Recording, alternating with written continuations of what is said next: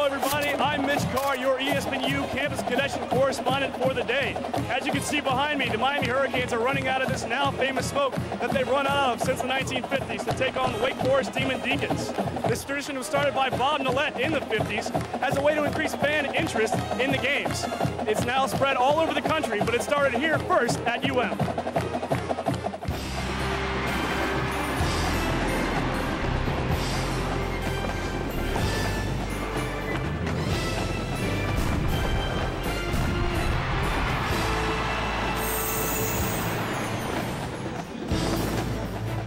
Thank you, Mitch. You're watching ESPNU College Football, presented by Allstate.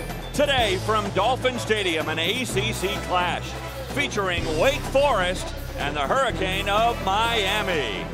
When you look at the ACC standings, certainly a logjam in both divisions. In the Coastal Division, Georgia Tech, they have assumed control, at least for the moment, ahead of both Virginia Tech and Virginia, whom Georgia Tech meets today. Miami still feels like they can get back in the race. Today's game pivotal in that desire. In the Atlantic Division, look at that. 4 teams tied at 2-1 in the Atlantic, including Wake Forest. Well, hi again, everyone. I'm Dave Armstrong, along with the coach, Larry Coker, back in his old stomping grounds. And, Coach, as we get ready for this one, we've got experience versus youth. For Miami, a lot of youth, especially on offense. All their wide receivers are true freshmen. They have a true freshman quarterback and a redshirt freshman quarterback, and they'll play them both. They will play them both. Most teams are looking for one starting quarterback. The University of Miami feel like they actually have 2 starting quarterbacks. They are very young, but they are very talented, and the coaches are very high, not only on their talent, but their leadership ability. Now today they go against not only an experienced defense, but the most experienced defense in the nation. 9 returning starters, and 8 of those are 5th-year seniors. Well, they are, and that's a concern that Randy Shannon has, that the turnover margin, because Wake Forest does a great job creating turnovers, and that's going to be a key today. We'll see if Wake Forest can take it away from Miami here today. Miami coming out explosive last week against Duke, and of course Wake Forest trying to shake off the shutout loss they had last week against Maryland. The head coach of the Hurricanes is Randy Shannon in his 2nd year.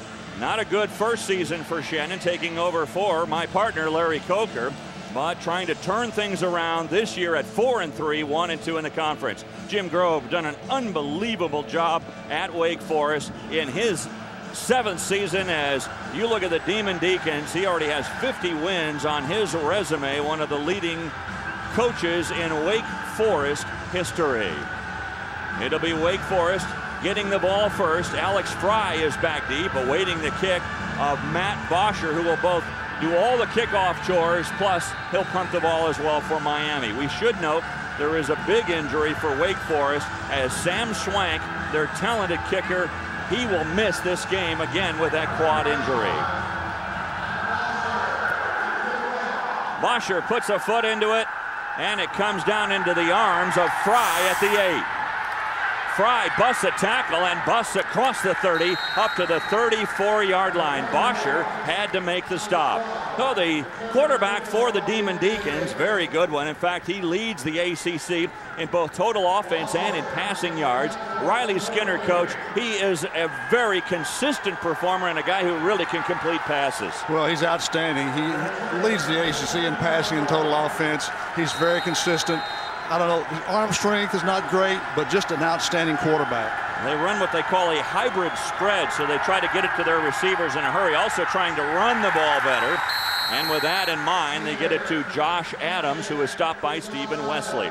So let's look at the Demon Deacons offensively. Josh Adams trying to get on track. He had knee surgery in June. He hasn't been as effective as last year when he was the Rookie of the Year in the ACC. DJ Bolden is the go-to receiver. In fact, the leading receiver in the ACC. Up front, they've had to make a change. Russell Neenan is now the center. He replaces Trey Bailey, who is out with a knee injury, or an ankle injury, I should say, for the rest of the year. That means Joe Looney, a true freshman, starting at left guard, and a true freshman, Andrew Parker, starting at tight end.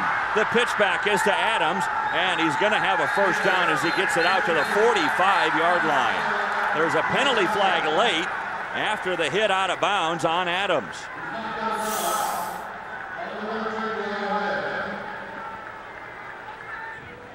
Our referee today, Brad Allen, on this ACC crew.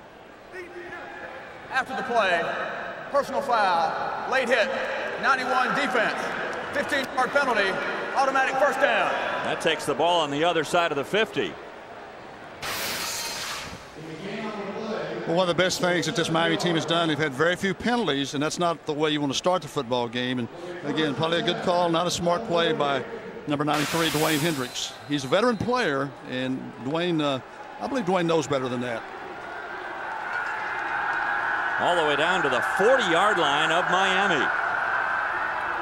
This time to give to the fullback. We're in threat, and he bowls forward. You can see right now, Coach, that Wake Forest is really have a mindset of trying to run the ball. Their first 3 plays from the line, all rushes. You look at that defensive front four, they really miss Eric Moncourt, out for the rest of the year with a leg injury. Stephen Wesley is a guy that really is their go-to guy up front. Glenn Cook, the quarterback of the defense, but Sean Spence, an up-and-coming freshman, a true freshman at linebacker. They love his upside. And Brandon Harris, another true freshman at the corner. They say he's a great cover guy. Again, the inside handoff is to Adams. He's got room around the right side, shoved out of bounds near the 10. You talk about coming out with a game plan of running the ball. Wake Forest has done that. Jim Grove and Wake Forest has run the ball extremely well until this year. It's going to be very important for them to win this football game today. They're going to need to be able to run the football and be able to pass the football effectively. You look at Adams on the year, averaging just 41 yards per game and only 3 yards per carry, but you wouldn't know it by watching him today against Miami's defense. From the 13, a first down. There goes Adams again inside the 10, down to the 9. This is a team coach, the Demon Deacons, that averaged 95 yards rushing per game. Well, it's not a typical Jim Grove rushing offensive attack. And interesting now that the Demon Deacons in the red zone, they have not done well in the red zone, but I know Jim Grove has really stressed that in practice about being physical, being able to run the football in the red zone. It's like a classic matchup of weakness versus weakness. Wake Forest not good in the red zone, but neither is Miami's defense.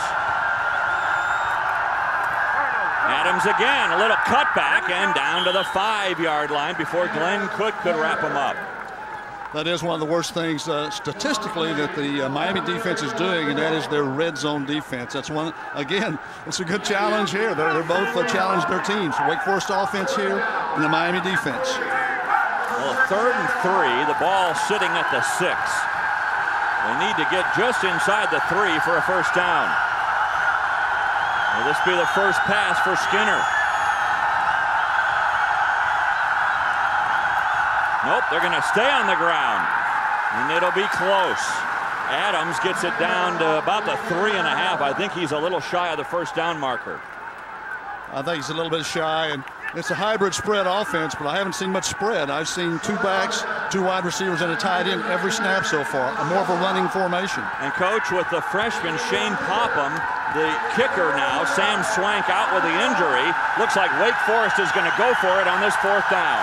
Well, that's a key injury for Wake Forest. Sam Swank and the Miami kicker, Matt Barsh, are the 2 best kickers in the ACC, and that's a huge loss for Wake Forest not to have Sam Swank on the field. Popham missed a couple of field goal tries last week against Maryland from close range. It looked like with that cutback, Adams has got the first down. That was a nice move behind the line. That was a nice move because you're right. He was tackled in the backfield and stopped short, but the cutback, a nice little crease, he was able to make the play. Again, watching the cutback here, good block by the fullback, a nice cut, a good tackle, but on the red zone situation, short yardage, you have to wrap up and drive the ball carrier back. That play really designed to go over left guard. He ended up going around right tackle. That's genetics and recruiting. That's a good cut by a running back. They're going to measure for the first down, but it looks like he's got it. Ball's almost down to the 2. That's not even close. I don't even know why they brought the yardsticks out. We talked about the red zones of these 2 teams, and you look at the Wake Forest offense, 23 times down there, 9 touchdowns, 7 field goals. The defense, look at that. They've given up 18 touchdowns out of 20 times in the red zone for the opposition. That may be a reason why Wake Forest is going for it. And I think another reason is because they're on the road, and Jim Grove knows that this Miami offense is very explosive and can score. Adams 7 carries on this drive, make it 8, and just denied the end zone. What a hit by Anthony Reddick coming up from his safety spot. Anthony Reddick is a very physical football player. He's had a lot of injuries. It's great to see him back in the lineup, and I know he's really elated about having a chance to play this last year. That's the tackle like I'm talking about. Drive the ball carrier back. There's also, I think, Ryan Hill, number 13, in on the play. A lot of green shirts. 9 rushing plays for Wake Forest. They give it to the fullback, Renfret. He reached for the end zone, and he is in. A late sign, but Renfret scores the touchdown, his first of the year. I think this will be reviewed. I'm not saying he didn't make a touchdown, but I think they'll review this play and just to make sure that he's in, because it's very, very close, I believe. It's hard to tell from this angle, but again, it looks like, well, from that angle, yes, he did. The ball came down on the goal line, so that is a touchdown. Knee down. Where's the ball when the knee goes down? Pop him on for the point after. And it's a moot point now. It's a touchdown for Renfret and the extra point from Popham. And just like that, Wake Forest, they make a statement at Dolphin Stadium. We can run the ball. They did all the way in to make it 7-0 Wake. I'm taking it to the max. I'm taking it to the max.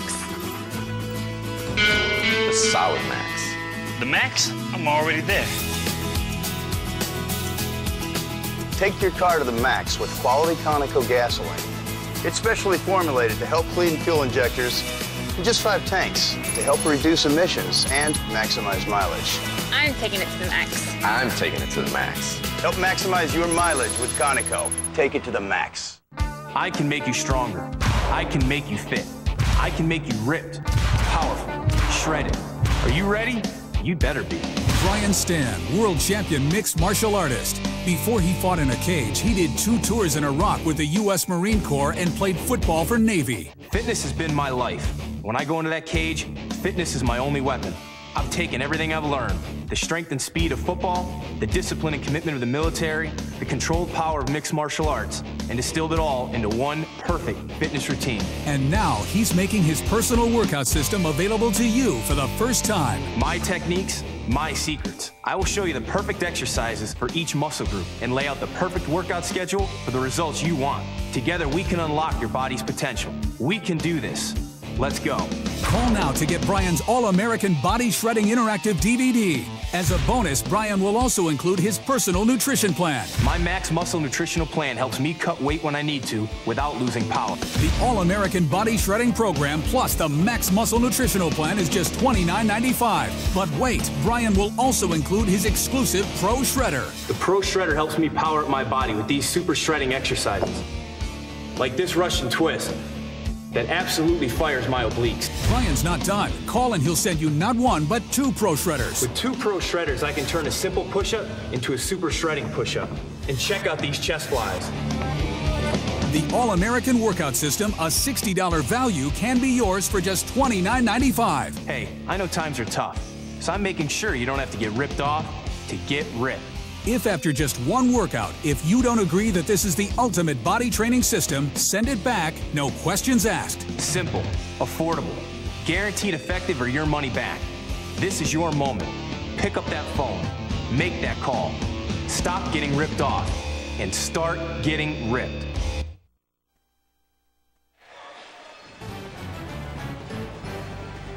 ESPNU College Football is presented by Allstate. Proud sponsor of college football and the 75th All-State Sugar Bowl. Are you in good hands? That's where Coach was yesterday on South Beach here in Miami. Well, Wake Forest, it was a day at the beach for them on that drive. Look at that, 10 plays, 66 yards, all but 15 of it, that penalty. All but 15 yards of that, Coach, coming on the ground. No, I think that's what they wanted to establish, and they did a great job in that first drive. Benjamin takes it. The speediest guy they have at Miami, and he brings it up to the 28-yard line. So getting the start again will be Robert Marr, the redshirt freshman quarterback. And he'll get the first 4 series of this game. After that, they'll bring in Ja'Cory Harris. But you see his numbers on the year. They're concerned about the interceptions of late. 9 of those on the year against just 7 touchdown passes. Those interceptions have come of late, you're right, because the last couple of games have not been good for Marv interception-wise, but he's a young player. Miami starting at their own 28-yard line. Marv, quick set, gets the ball out, dropped by Aldarius Johnson. 2nd and 10. The offense for the Miami Hurricanes featuring Craig Cooper. He'll also be spelled by Javaris James, who's finally healthy. Aldarius Johnson, one of those freshman wideouts. Travis Benjamin is another guy you'll see a lot today. The offensive line anchored by Jason Fox. This is where the experience is for the Hurricanes offensively. All these guys are seniors, juniors, 1 sophomore, Orlando Franklin. Draw play. And Craig Cooper hauled down at the line, got forward a couple of yards up to the 30. Matt Robinson able to wrap him up. The defense for the Demon Deacons, and again, so experienced. Matt Robinson, in fact, not just a 5th-year senior, he's a 6th-year senior. The linebackers are all seniors. Aaron Curry, the best of the lot. In fact, he had to make a decision whether to go to the NFL last year or not. He came back for his 5th year. And Alfonso Smith, one of the best guys in the secondary you'll see, with 3 picks this year and 17 in his career to lead the ACC. I think those are 2 first-round draft choices, and a great job recruiting by Jim Grove. A lot of guys from the state of Florida on this team. Looked like the pass was caught and then picked out. Dedrick Epps had it, and then he dropped it. It was right into his numbers. So you look at Marv's start, he's 0 for 2, but neither of those are his fault. Both of them hit the hands of the receivers. Well, that's what quarterbacks, you have to have people help you out. A young quarterback, Dedrick Epps has to make this catch. And again, Aldarius Johnson dropped the first one, and he's a young player, but you have to make those plays. Relax and get in the flow of the game, make plays.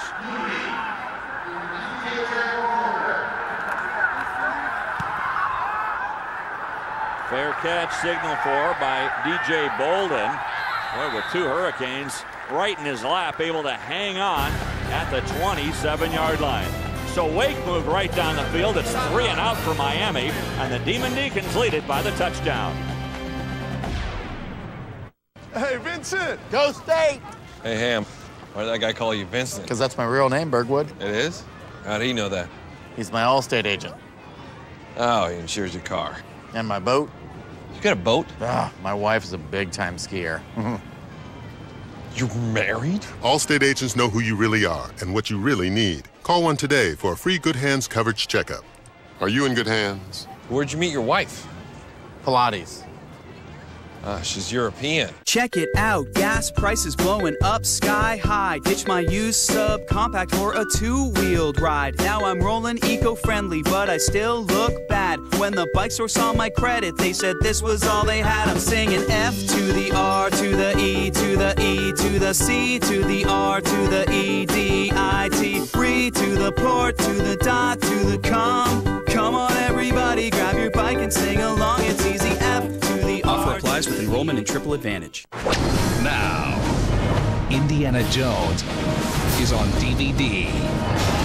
You will find it. Always glad to help. The greatest adventure of all time. Scooch over, will you? Won't be complete. Whoa. Until you bring home the latest chapter. Go! Faster! Indiana Jones and the Kingdom of the Crystal Skull. Complete your collection on DVD and Blu-ray today. Don't keep it to yourself. I'm not sure I want to do this anymore. I'm done with you. The distance, it takes its toll. I need to go faster. I don't know. I'm at a crossroads. Your relationship with running has you caught in a twisted tango between love and hate. You thought about leaving it more than once. Renew your love for running. The New Balance 805 and exclusive 830 running shoes. I guess I'm not done with you yet. Now at Dick's Sporting Goods. Laura Galindo with your in-game update. Graham Harrell has become the 4th leading passer in NCAA history, but Todd Reesing fires back to Kerry Meyer, 33 yards, and we are tied 7-all, Texas Tech and Kansas. Well, two of the most prolific offenses in the land, especially through the air, Coach. I mean, these two teams, look at that. They rank 1st and 6th in the FBS in passing offense. I don't know that anybody wants to play any of those teams in the Big 12. They're all so explosive. They really are. Again to the ground. Wake Forest, they've not thrown a pass yet in this game, and they are the leading pass offense in the ACC. You look at what Josh Adams did on that first drive. Josh Adams is an outstanding running back, and I'm a little surprised they haven't run him more earlier in the year, and I think that's something that's pretty obvious that Jim Grove feels like they need to run the ball better, get the ball to Josh Adams, and let him be a factor and establish this Wake Forest offense. Not just Riley Skinner. Excuse me, Coach, getting spelled right now by Brandon Pendergrass, so Adams not in for the second series. And a timeout called here by Skinner. He was trying to change something on that offensive line, and the time was running out on the play clock. Well, Jim Grove, what more can you say about the job that he has done at Wake Forest? When you look at what he inherited, and Wake Forest was really a team like Duke is today, where they're trying to make football something of a presence. And Grove came from Ohio, and he said, you know what, we can get it done here, and he's gotten it done. Not only that, but he stayed. Arkansas came calling after last season, after that great year, and he said, nope, I'm staying at Wake. I like it here. Well, I think this, when I think of great coaches and great coaching jobs, I think of Bill Snyder at Kansas State. I think that's maybe the finest coaching job done in college football. But behind him, right there is Jim Grove. I mean, what a great job he's done at Wake Forest. And Grove with the 50 wins already in his hip pocket, trying to change things for Wake Forest in terms of their offense. You consider they were shut out just last week, and they scored on their opening drive here today. They get the ball to Pendergrass. He goes around the left side. Not much room to run there as he brings the ball up to the 32. Good stop up front by Ajomo, so he's able to make the hit. I see a little more energy on this series after for the Miami defense, and maybe a little encouragement by their coaches when they came off on the sidelines, wake them up and get a little excitement and energy for their defense. So that's what you call it, encouragement. Yeah, you put your arm around them and you look nice as you kind of punch them a little bit. You don't let the camera see that, though. That's right. You verbally attack them. You verbally attack them. That's right. That's the encouragement we're talking about. Encouragement from a coach, the players might look at it a little differently. Play clock down to 2. Again, they stay on the ground, but a big hit by Dwayne Hendricks. And Pendergrass is stopped shy of the first down marker. Interesting, though, that even with a third and relatively long, they stay on the ground. That is a little surprising, and you know, I think Riley Skinner would like to have done something different there, but I think the main thing Riley Skinner wants to do is win this football game. This is a very, very important game for both teams, but especially for Wake Forest. You see Travis Benjamin dangerous as he stands back at his own 25. Shane Popham, the redshirt freshman, with the punting and kicking chores today for Wake Forest. The wall in front of him. Good punt here. It angles over near the sideline. Benjamin steps out of bounds, and he'll be stopped at the 25-yard line. So it'll be Miami's ball again. After this time, it's 3 and out for Pendergrass in company of the Demon Deacons. Big arms, a ripped chest, and cut abs with the Perfect Push-Up. Now with free shipping. The Perfect Push-Up works with the natural rotation of your arms and shoulders to maximize results and minimize stress on your body. With the Perfect Push-Up, your hands, arms, and shoulders rotate 90 degrees, just like in a punch. All the energy of the push-up is captured and transmitted right where you want it, to the muscles. There's no wasted effort, just muscle-building movement. And as your arms rotate, you feel it work in your biceps, your triceps, your chest and abs, and your shoulders. Invented by a U.S. Navy SEAL and made with steel and a ball-bearing movement, it's the push-up perfected. So here's the deal. The Perfect Push-Up is only 2 payments of $19.95. When you order, you'll receive 2 Perfect Push-Up rotational handles, and you'll also receive the Navy SEAL-inspired Perfect Push-Up workout chart. Call right now and you get free shipping. Get big fast. Call now for the Perfect Push-Up. I wanted floors like no one else had. I wanted the most unique floors in the neighborhood. I'm Bob Vila. To me, a room is more than a place to live. It's an expression of who you are. And nothing makes a room stand out like Bellawood hardwood floors. Our kids tell everyone who comes over that we have solid Brazilian cherry. Bellawood floors are 100% solid wood. They're pre-finished and come in over 120 choices. Well, I saw the Australian cypress and I knew this is it. Bellawood's finish is 3 times more durable than other brands, and it's backed by a 50-year warranty. 50 years. For the price of laminate floors at the big home center, I got solid Brazilian cherry. The price, over 60% less than home centers. My installer said this is the best wood flooring he's ever used. It went down great. The finish is perfect. I was thinking about putting an Oriental rug down on my new floor, but this looks so good, I'm going to leave it like it is. I like Bellawood flooring so much, I put it in my own house. Looking for wood floors as unique as you are? Call or click now for a free Bellawood catalog. Bellawood, now on sale at Lumber Liquidators. The normally prolific passer, Riley Skinner, has been reduced to handing the ball off to his running backs today as they're trying to run the ball at Randy Shannon and the Miami Hurricanes, who trail 7-0, 6:40 remaining in the first quarter. With Larry Coker and our Campus Connection reporter, Mitch Carr, I'm Dave Armstrong. Glad to have you with us at Dolphin Stadium. From the 23, Marv. He wants to go deep. And he's got his receiver, Travis Benjamin. Benjamin was behind the defense. He got behind Kevin Patterson. And if the pass had been a little longer, it might have gone for 6. Well, that's kind of what Miami's offense has done. 18 of their 25 touchdown drives have been 3 minutes or less. And I think there's no way you can relax. And you're exactly, I think Robert Marv overstrided just a little bit, but I think he wanted to make sure that pass was catchable. It was catchable, the 12th catch of the year. This one going for 48 yards. Big plays. I think that's one thing the Miami offense is doing a better job of this year, is creating some big plays. And that's very important. You look at Benjamin, Coach. He has 12 catches on the year, but he averages almost 20 yards per catch.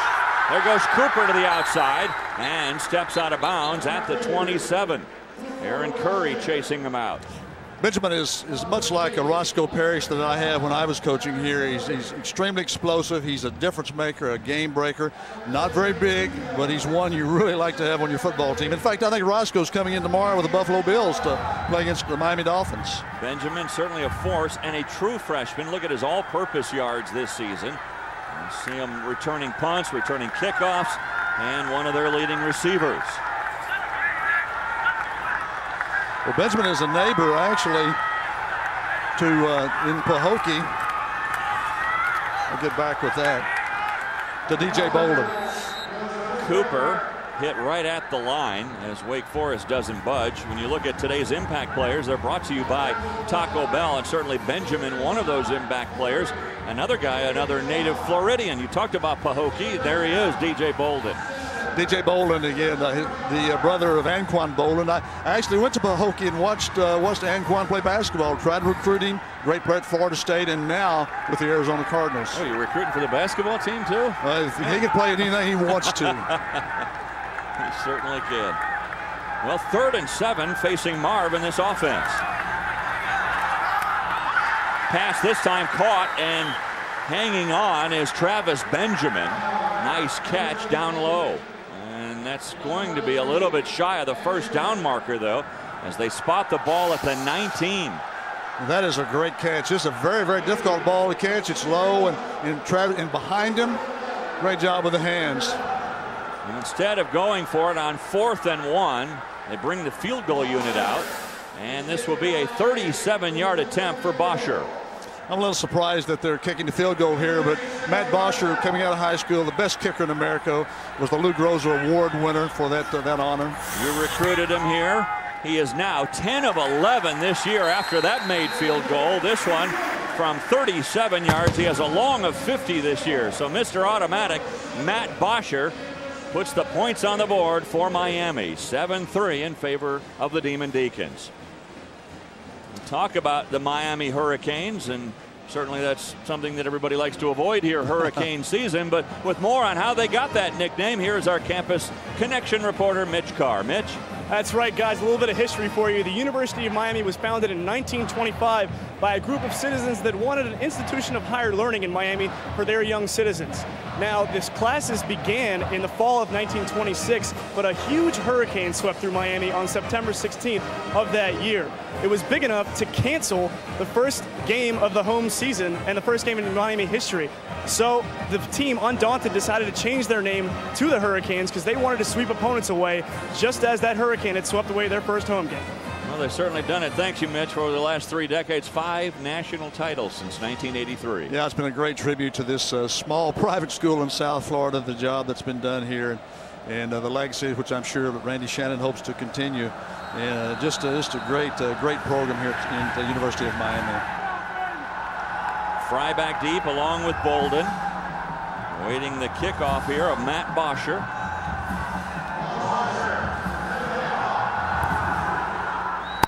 Kick this time comes down to Fry. He's got it at the 8. Fry looking for a hole up the middle, and finally hauled down at the 30. And now with another update from the studio, here's our friend Lowell Galindo. Dave, let's get you caught up with more ACC action. Boston College turning defense into some points. Ron Brace forcing the fumble. Kevin Aiken scoops it up, dives in, and BC with a 10-0 lead in Chapel Hill. I'll tell you, BC, coach, they are playing as well as anybody. With the win, they'd have a 6-1 record.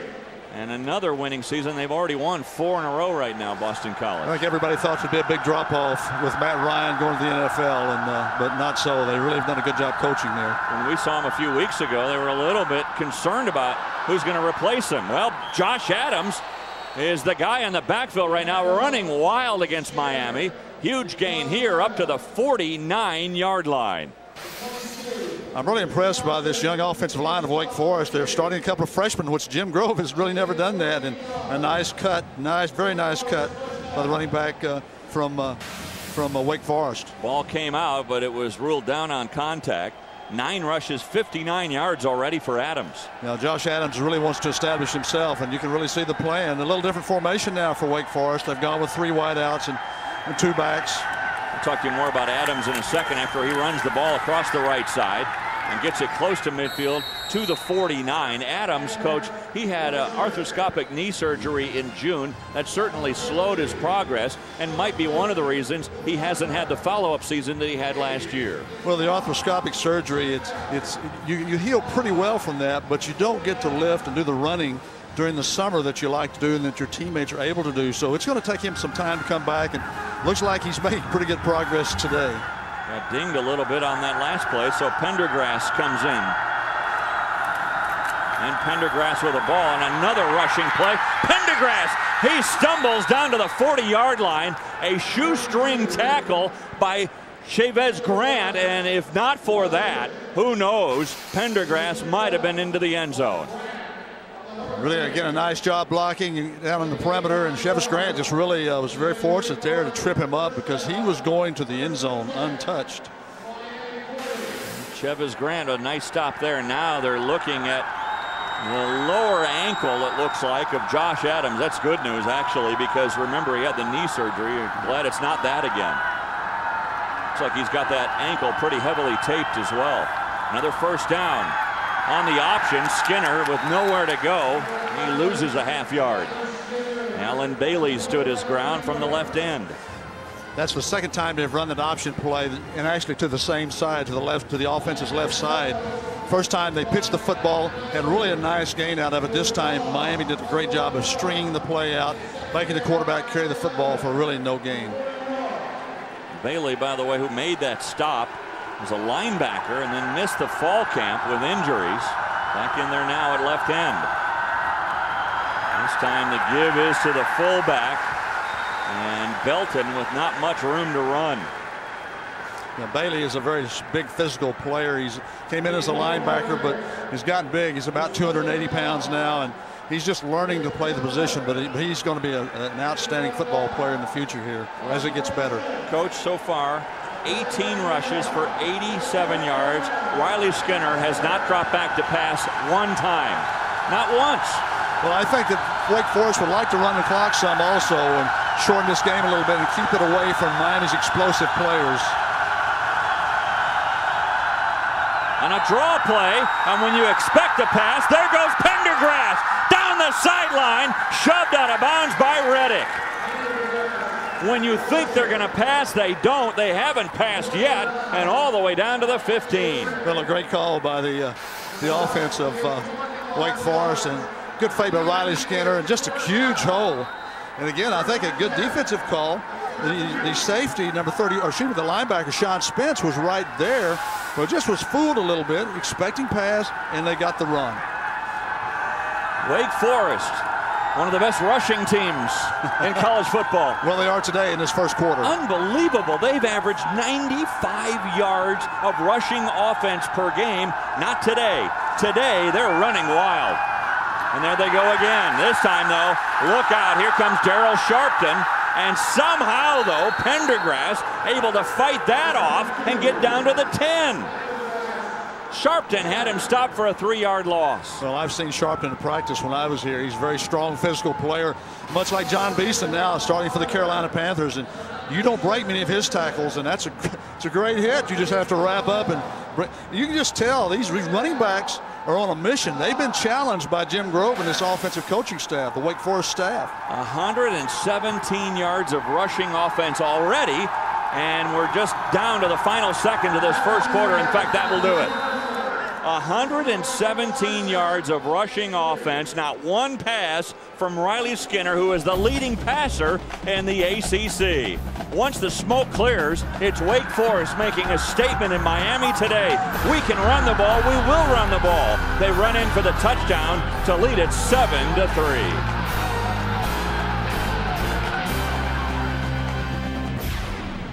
Every pitch of MLB's postseason is on ESPN Radio. You know us, we know sports. It's time saving energy costs less. It's time guaranteed low prices got even lower. We know times are tough. That's why the Home Depot is lowering the cost on hundreds of items throughout the store, including energy-efficient ones like ceiling fans and programmable thermostats. So the products that save you the most money will save you even more. The Home Depot. You can do it, we can help. Ouch! Tired of getting nicks and cuts from blades that go ooh dull after just a few shaves? Now there's an easy way to save your money and your skin no matter what razor you use. Introducing Save-A-Blade, the ingenious razor sharpener that can give you up to 200 perfect shaves from a single blade. Just slide the razor inside, press the button, and in seconds your razor blade is like new again. It's truly like turning one razor blade into 40 brand new blades, saving you hundreds of dollars every year and giving you the perfect shave every time. The same technology used in commercial kitchens to sharpen and hone fine cutlery has now been adapted for the razor. Barbershops have always sharpened and honed their blades for the smoothest shaves, but the razor companies don't want us to know that we can too. Save-A-Blade's secret is our patented micro-honing technology that sweeps across the blade at 60 revolutions per second to sharpen and renew your blade in one simple step. It works on all razors, men's, women's, cartridges, single blades, all the way up to 5-blade razors, even disposables. Independent laboratory testing proved that after 200 shaves, a razor sharpened with Save-A-Blade was virtually identical to a brand new blade. It's like shaving with a brand new razor every time. So why put up with the nicks and cuts from dull blades or spend extra money on those replacement blades that are so expensive when you can save your money and get a better shave with Save-A-Blade? As an added bonus, you'll also receive our deluxe His and Hers 18-piece grooming kit. It includes every grooming tool you need to always look your best. A $20 value, yours free. That's right, you get the Save-A-Blade razor sharpener and our deluxe 18-piece grooming kit, a $50 value for only $19.99. But wait, call now and get our $5 rebate offer. And get all this for only $14.99. Call 1-800-689-8685 to order Save-A-Blade for $14.99 plus shipping and handling after $5 mail-in rebate. Or send check or money order to the address on your screen.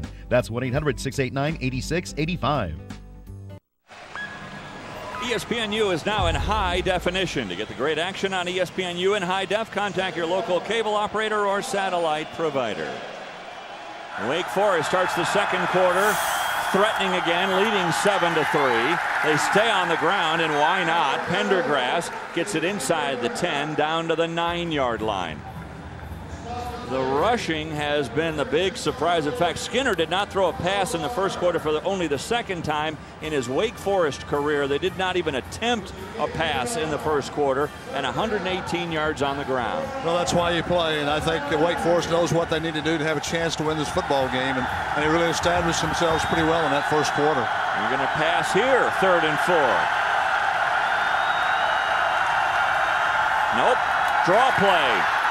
Close. I don't think he's got it. Pendergrass tripped up, and he stopped at the 6 by Marcus Robinson. How do you go for it? Well, no Sam Swank, but apparently Shane Poppin's going to come in and try. Sam Swank again, one of the top kickers not only in the ACC but in the entire country. They miss Sam Swank. Yeah, this would be a no-brain decision for Jim Grobe with Sam Swank in there. It's just like automatic. So instead, though, I'm going to try to build some confidence in Shane Popham.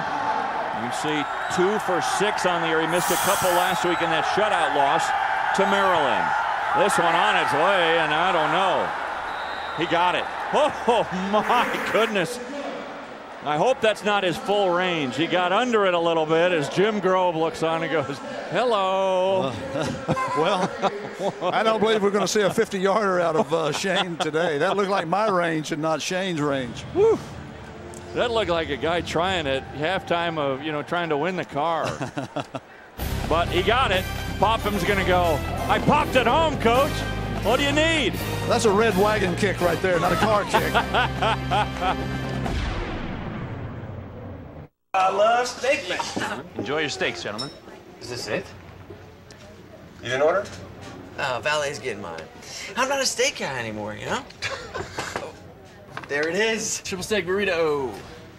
See, I'm more of a triple steak kind of guy. Oh. Taco Bell's new triple steak burrito. Steak, and more grilled marinated steak. There's steak night, then there's triple steak night. Triple steak guys, that's what we are. In here. There's news from the Obesity Research Institute. Now you can lose pounds of body fat and weight without changing your life. It's a miracle. I swear it is. You just can't do it on your own. You can't. Lipozene, backed by 12 clinical studies. Clinically proven to help you lose pounds of body fat and weight without a change in lifestyle.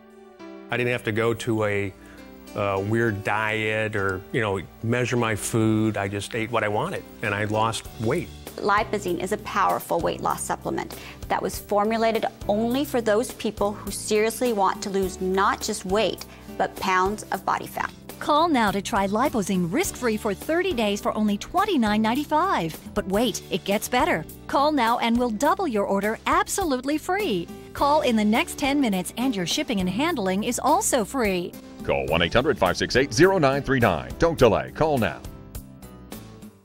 First time. You know me. Almost 30 years behind the sports desk has turned me into somebody larger than life. Literally. But those days are back, gone. I'm Chris Berman, and I lost 41 pounds with Nutrisystem. Just order Nutrisystem for Men today to get 4 weeks of awesome food and learn how to get 3 extra weeks free. Let's go to the highlights. Mike, all I ate was Golic bread, down 51 pounds. Don Blue Suede Shula, down 32 pounds. Dan Glam Man Marino, lost 22 pounds. Guys, you can do this. You'll get 4 weeks of satisfying meals for less than $3 each. That's 140 rib-sticking meals. My goal was 40 pounds, and look, he could go all the way. If I can lose the weight, you can lose the weight. Call 888-993-DIET now or go online and find out how you can get 3 additional weeks free. Well, Shane Popham, we're going to go a little easier on the kid after we show you a replay after this kickoff. And we'll show you why. Popham's kick a little bit short, called in by Ryan Hill, and Hill brings it up to the 33-yard line. 24-yard field goal from Popham, and we said, well, he doesn't have much range, but there's a reason. Alan Bailey, watch him in the middle of your screen. He barely gets a hand on it here and deflects that. Didn't deflect it enough, and it just barely goes over the crossbar for a 24-yard field goal. So we'll go a little easier on Popham. He might have better range than that. I think he does, and it really did look like he hit the ball pretty well and had a nice smooth stroke, just like maybe a golfer on teeing off. And so I'm sure Jim Grove was kind of, first of all, glad he made the kick, but also that he does have more range than what we saw on the last kick. Well, here's Marv out for his third series, and joining him in the backfield, Javaris James for the first time today. James, of course, has been sidelined for much of this year with an ankle injury. They fake it to James and get it outside to Benjamin. He breaks a couple of tackles and gets it up to the 39-yard line. Another update. Here is Lo Galindo from the ESPNU studio. Well, guys, this is what happens when you get the nation's #1 and #6 passing offenses together. You have a lot of points being scored. Todd Reesing, Desmond Briscoe at the end of the first quarter, 14 all. Wow, 14 all in the first quarter. Lots of offense. The Red Raiders were never lost in Lawrence. We'll see if that holds true today. Good play by Marv to hang on to that ball, and now just throws it out of bounds. Marv being chased out of bounds there. Good play defensively by the secondary of Wake Forest. So they were able to come up and make a nice hit as Jonathan Jones comes up. Boy, look at the two running backs. I'm not used to this kind of workload. Both getting work done by the trainers. I don't think if I were coaching running backs, I'd like to see that. I'd like to see them kind of at the edge of the field excited about going back because they're having a good day. But it's a long day left.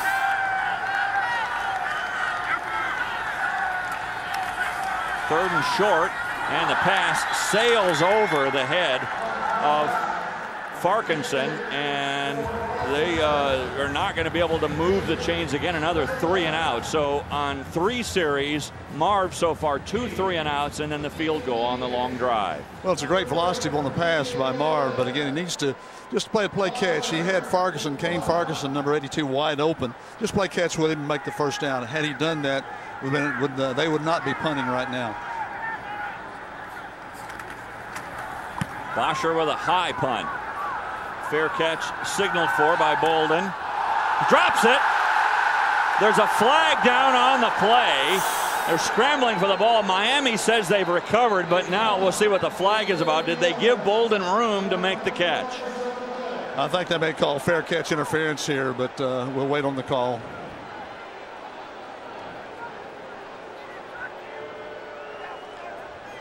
Turnovers. It's been the key for Wake Forest. Kick catch interference by the kicking team. 15 yards from the spot of the foul. First down.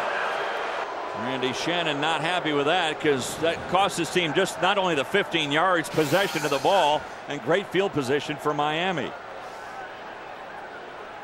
He was in his lap. Well, I think used to have what's called the halo rule, which was a 2-yard cushion around the return man, but I really question this call. I don't know that this is a good call. I think Bolden had an opportunity to field the ball. I think he just muffed it. Sam Shields was in the neighborhood. Randy Shannon wants an explanation. Shields saying, wait a minute, that's the way I'm coached, to get right down there and close. Shields thought he did a good job. Well, I think he did do a good job. Well, Wake Forest gets the ball back and good field position at the 36. Again, they run the ball this time with their fullback, Ren Fred, and he's able to run it up to the 43. It's a very humid day today. It's going to be interesting to see how the Miami defense holds up and see how they substitute, because they're going to need to substitute some players today. It's Pendergrass over on the trainer's table with ice on the shin. Adams is in there at tailback. Adams with the ball wrapped up right at the line. Good tackle right at the line for Miami. That's Marcus Forston, another true freshman. Was one of those true freshmen out of Northwestern High School, and really, I think, going to be a great player at the University of Miami. I had Marcus in my camp before I left, and it was obvious he was going to be a special player. And he's a defensive lineman. It's very hard to recruit and find outstanding defensive linemen. Are we going to see our first pass from Wake Forest today? The leading passing attack in the ACC. They haven't thrown one in the air today. Facing a 3rd and 4. Bolden goes in motion.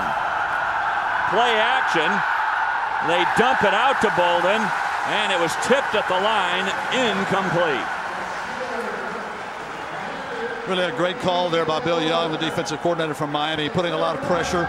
I think he anticipated that pass, and he wanted to get pressure on Riley Skinner and not let Skinner play catch, because Skinner can do a great job when he doesn't have pressure. So Bolden not able to get loose, and Skinner on the day 0 for 1.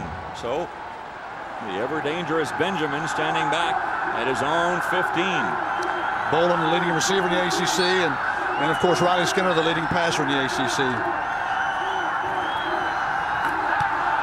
Almost blocked here. Fair catch. And it's made by Benjamin. A 41-yard punt, no return. College football on ESPNU continues this afternoon. Another great matchup from the ACC. It's Virginia taking on 18th ranked Georgia Tech. College football presented by Allstate on ESPNU today at 3:30 Eastern. For more information, log on to ESPNU.com. You got to give Virginia and Al Groh all kinds of credit. Georgia Tech, they've won 4 straight games. They are bowl eligible with a win today for the 12th straight year. But how about what they have done at Virginia to right the ship there? They have really brought those guys around. I'm really impressed with the job Al Groh's done. Ja'Cory Harris taking over now as Robert Marv. He went 3 series. They told us it would be 4. Instead, they go to Ja'Cory Harris. Ja'Cory Harris, he came in late in the second half against Duke last week and then finished the game. He wound up 18 for 28 against the Blue Devils for 182 yards and 4 touchdowns against Duke. Well, he's becoming a fan favorite, but really the coaches know their players, and I think they want to play both these players, and they're young, and let them mature and not put too much pressure on any one player. He led them to 6 scoring drives in the last 22 minutes of that game. This pass sailing just a little bit. Good coverage on the outside. That's Alphonso Smith. He was all over LaRon Byrd. Well, Alphonso Smith, certainly one of the best corners in the country, maybe the best corner in the ACC, probably going to be a first-round draft choice. And you can see here a nice break on the ball, gets his hand up, strips with the hands, really shows some good hand-eye coordination. Can't tell from that angle, but the fans want an interference call, may have gotten here a little early. So 3rd and 9. Smith, as you see, with 3 interceptions this year. Miami 0 for 3 today on 3rd down. Harris steps up, dumps the pass off. Nice move by Javaris James, and he's able to get up to the 30, and they'll move the chains. Well, Javaris James has been out with an injury the last few weeks, but you can see how valuable he is. He's the cousin of Edgerrin James, and an extremely good football player. He's started as a true freshman here. This is his 3rd year, and really they miss him. I think he's a good complement with Greg Cooper. They miss him probably as much from his leadership standpoint as anything else, Coach. Well, yeah, he is. He's a leader like his cousin Edgerrin was, and still is. First 3rd down conversion today for Miami. They've got it now at the 30. Deep handoff here to Cooper. He was stopped at the line, broke it back outside, able to pick up 3. Showed a lot of ability by Cooper on that play. He was stopped at the line of scrimmage. Just makes a total freeze and breaks it back outside. A lot like Barry Sanders. And that's one of Cooper's heroes. Cooper's originally from Oklahoma, played high school football in Memphis, and knows very well about Barry Sanders. And that's the type, I think, running back that he wants to emulate, which is a pretty good guy to emulate. Yeah, I would say not a bad one. 2nd and 7 for Miami.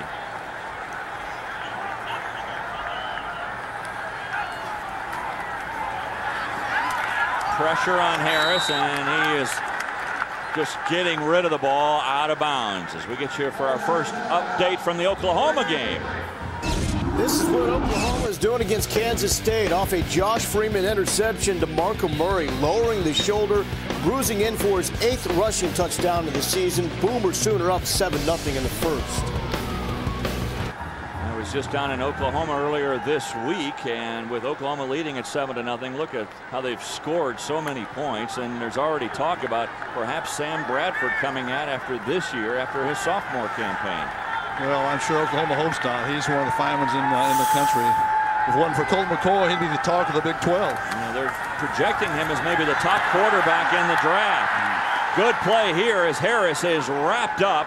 Nice open field tackle by Stanley Arnew, the middle linebacker.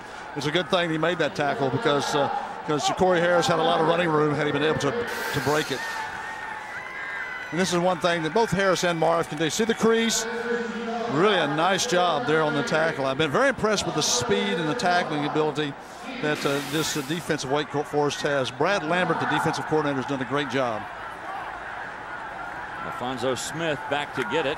He's standing back at his own 25-yard line. High punt, fair catch. And again, they're right in. Shields is right there, shadowing Smith, who hangs on. Wake will come back on offense, leading 10-3. Everybody loves a beautiful garden, but not the blisters, bending, and backaches that come with it. Hi, Billy Mays here with the Awesome Auger, the world's most efficient and powerful yard tool you'll ever use. Just attach it to any size drill. Pull the trigger, plant, and grow. It's great for preparing soil for all kinds of planting. Use it to plant trees, shrubs, and bushes. It works like magic for tilling and cultivating the garden. And it's perfect for aerating compost piles. It takes all the work out of digging post holes, removing dead trees, bushes, roots, and stumps. It takes the hard work out of yard work. Made of solid steel, its spiral laser sharp edge gives you the muscle to blast through rock hard clay, cut through the thickest roots, and easily power out rocks and stubborn stumps. Call now and get the Awesome Auger for only $19.95. As a special bonus, we'll also include the Ground Dog to plant bulbs by the dozens with lightning speed, and is perfect for raised flower beds, large potted plants, and window boxes. But call right now and we'll send you the Weed Dog that removes embarrassing weeds and dandelions. Just reverse and remove. You can also use it to mix paint and concrete in seconds. And it even comes with the Awesome Auger Power Extender to make all your garden and yard work easier. The Weed Dog and the Power Extender are a $30 value, but they're yours free. Just pay shipping and processing. And with every order, we'll also include this powerful drill, a $40 value, but you'll get it free. Just pay shipping and processing.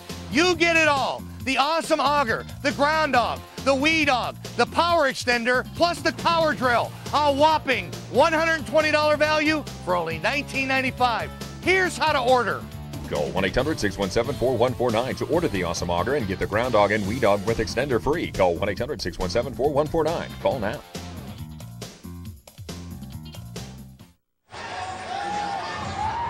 A warm and humid day here in Miami today with Wake Forest leading at 10-3, 8:45 left to go in the second quarter with our Campus Connection reporter Mitch Carr and the coach Larry Coker. I'm Dave Armstrong. As Wake Forest comes out with a unique look. Joe Looney, you're looking at him, a true freshman starting at left guard today. They also have a true freshman, Andrew Parker, starting at tight end. It's the first time in the Jim Grobe era that they've ever started two freshmen in the same game. One of the ways that Wake Forest has been able to build their team is through their redshirt program. 0 for 2 now, Skinner, as he was trying to find Belton out of the backfield. One thing Jim Grove has said that if you're good enough to play, he'll play you as a freshman. And I like how he says that I want your best 4 years. I want your best 4 years. And I really like that. And that's why he's really sold his program and sold his players on. And they've bought into it, and they've done a good job with that. One of the reasons Looney forced into action today, Russell Neenan, the normal starting left guard, he's moved over to center to take the place of Trey Bailey. Bailey, by the way, had been waiting in the wings for Steve Justice, who's now playing for the Indianapolis Colts, one of the great centers in the country last year. Well, the offensive line, it's a tough position to coach. Other than quarterback, I think offensive line is the toughest place for a young player to play. And again, it's so many things that you have to see and have to adjust to. And that's why I think the Wake Forest offensive line with the veterans can be so effective. They're veterans, but in terms of experience, not so much. They've lost 4 starters from last year's team. Well, a 3rd and 8 here facing Skinner, and he goes from the shotgun. Miami showing pressure. Here they come. They dump it out to Bolden, trying to break a tackle on the outside, and he does. Breaks another one. There goes Bolden, now down the sideline. Bolden in a foot race. Straight arms outside and gets by Ryan Hill and all the way down to the 33-yard line. player. A huge play there by Bolden as he broke a tackle, got the first down, and then much, much more. I think that was the first completion for Riley Skinner today, and look how strong and physical Bolden is, and plus what an excellent runner he is. He does remind me of his older brother there, but again, a great play, and again, especially on a third down play, and a very high percentage play, not a risky play, easy pass and catch. And there he gets by Chavez Grant, and then he's off to the races. Very fortunate there, they're able to run him down. Again, that shows the speed that Miami secondary does have. No kidding, as Ryan Hill, who was a wide receiver in the spring, Ryan Hill makes the stop. Grant, the man beaten. There was an injured player down for Miami. That was Anthony Reddick. He's off the field now. Anthony Reddick has really had a tough career with injuries and back playing and showing a lot of courage, but very, very disappointing that to see him leave the field with an injury. Bolden with his first catch, in fact, the first catch for Wake Forest today. And that goes for 45 yards. Go right back to the ground, and again, nothing doing for Pendergrass. Looks like Miami's front four, they're getting ready more for the run now. Well, I think they should. The thing that causes a little bit of a problem for the Miami defense is that Wake Forest doesn't substitute. Normally you try to match up your players against their players, but Wake Forest can get in a lot of formations without substituting personnel, so therefore you can't substitute personnel on defense. Coach, Wake Forest, they love a game like this, a low-scoring game. This is what they really play for. This is how they win. I'll talk to you more about the tempo of this game in a second. And again, Pendergrass thrown for no gain at all. With Larry Coker and Mitch Carr, I'm Dave Armstrong at Dolphin Stadium in Miami, watching this ACC matchup today on ESPNU, featuring Wake Forest, who scored on their opening drive, and the Miami Hurricanes. It's 10-3 in favor of Wake Forest. But in terms of the way they're managing this game, with all the running on the ground and the way they're managing the clock, Coach, Wake Forest really has this game in control. This is the way Wake Forest can win this game, keeping it away from Miami's explosive players and really controlling the clock and getting points on their drives. Wake today 2 of 6 on third down. Skinner. Lots of time. Oh, his pass airmails his intended receiver, Belton. Belton was open on the outside, but that pass uncharacteristic for Skinner, way off target. I'm a little bit shocked at that pass because normally he's going to make that 99 out of 100 times. Now Wake's going to go for it here. This is sort of 4-down territory at the 33. Well, this would be a 50-yard field goal for if Sam Swank was still in the game, but with the injury, again, I think it's for sure out of range of Shane Poffin. So they're going to go for it on 4th and 11.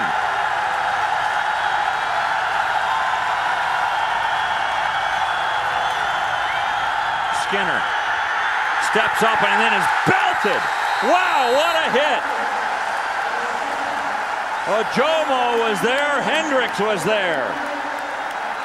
That's exactly what you didn't want in Wake Forest, because not only you didn't make it, but you took a negative play. And look at the field position that Miami's going to have. They have their own 40, but what a great defensive series by Miami to stop this drive. I don't know what Coach Shannon's upset about. A sandwich tackle there with Dwayne Hendricks on the bottom end, and Adewale Ojomo just absolutely racking Riley Skinner. Well, I think he's upset at Adewale Ojomo for celebrating, because that could have been a penalty call. Probably would have been a poor call, but you have to be careful about that. So Miami takes over at the 40. They give it to Cooper, and then he's able to dance outside to the 43. Let's go back to that big hit, the big sack of Skinner. Again, great pressure by the defense, and again, Skinner just has to get rid of the ball, but he couldn't there because he was still in the pocket. It would have been a grounding call. Got rid of his helmet, not the ball. Man, his helmet came flying off. Skinner really took a pounding on that hit. By the way, in case you're wondering, Ojomo, 250 pounds, Hendricks, 300. A soft pass out into the arms of Cooper, and again, look at how quickly Wake Forest defense reacts. Well, I'm really impressed. I saw the Wake Forest defense against Clemson, and Clemson's a very speedy, a very talented, skilled player football team, and they didn't make much on Wake Forest. The Wake Forest speed and their tackling ability in the open field really stood out as a positive. for this Wake Forest defense. Robinson putting the pressure on the quarterback, and then Patterson finishes the deal. So much experience, so much time on the field for this Wake Forest defense. 8 seniors starting for this defense, and they're all fifth-year seniors. Harris rolls out, throws on the run, and throws right on target. Perfect pass again to Farquharson. Well, that's what you like about Harris. He really has a nice touch on the ball. You can see here they're moving him around. He's a very skilled athlete, and you can see watch the touch on this ball. Very catchable. It's kind of easy. It looks like a catch that he didn't want me to make, and I think I could have made that catch. Well, maybe not. Harris applauding. They say, though, that when Harris is out there, Marv applauding him. When Marv is out there, Harris applauding him. No controversy amongst those two guys as to who's on the field. Pass is caught, got there a little bit late to Johnson, and then he dropped the ball, but the whistle had blown. So another nice gain on first down here, a gain of 8. You can see Ja'Cory Harris is really has a presence about him, and really nice protection. Again, the offensive line, I think, for Miami is a strength of their football team. They do have some veteran players there with some experience, and really doing a nice job giving Ja'Cory Harris some time to throw the football. Harris 4 for 6 for 41 yards through the air. This is his second series in a row. High snap. Harris looking to run. Nowhere to run. Boy, that hole sealed in a hurry. Arnew was the first one there, and then Curry finished the deal. One thing I don't like, the snaps, the shotgun snaps from Miami have been very high and very erratic, and I think that's something they need to get corrected. A shotgun snap has to be right on target. The quarterback can't be worried about where the ball is going to be. He's got to be concerned about the rush, and he's especially got to be concerned about his reads and where the ball is going to be. Watch the snap. High, has to feel it. It should be, actually, he's a right-handed quarterback, should be right on that right hip, and he knows it's going to be there every time. Those snaps have been very erratic. It's a senior center, Xavier Shannon. On to the outside, way too far. Pass intended for Devon Johnson, way over his head. So a 4th down, and it looks like Miami is going to keep their team out there and go for it. Xavier Shannon is Coach Randy Shannon's son, transferred from FIU, and he's played a lot of football. And again, I think it's key. It was a key gain, I guess you'd say, to get Xavier Shannon over from FIU. But again, I think he needs to do a better job with those snaps. And he knows it. So a 4th and 7 for Harris. This year, Miami excellent on 4th down, 8 for 10 on the year. Harris, the pocket really collapsed on him. That took a lot of time. That's what you call a secondary sack. And coming in to make the play for Wake Forest, a good play there by Dory. Well, I think one thing that's really good about that play, especially against the Wake Forest offense, the defense, is keep him controlled, keep him inside. Tristan Doherty comes up to make the nice stop, and Wake Forest denies Miami.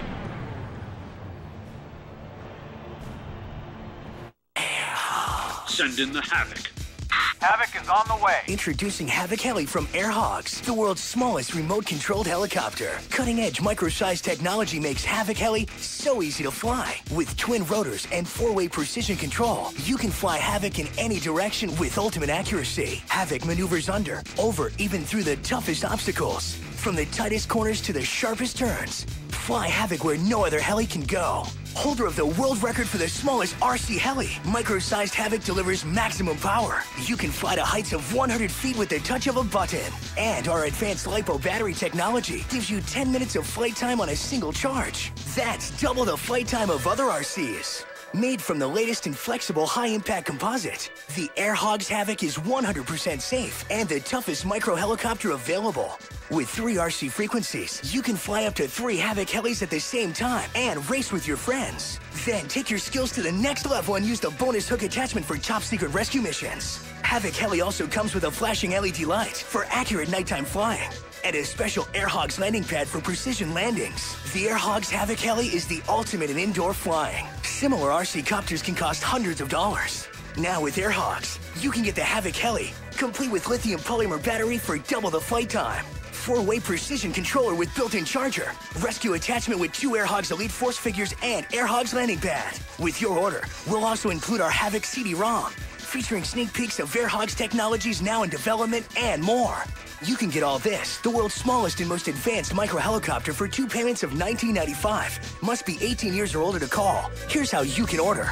To order your Havoc Heli by Air Hogs, you can call 1-800-668-4054. That's 1-800-668-4054. The Havoc Heli by Air Hogs is 2 payments of $19.95 plus $9.99 shipping and handling. You must be 18 or older to order. You can call 1-800-668-4054.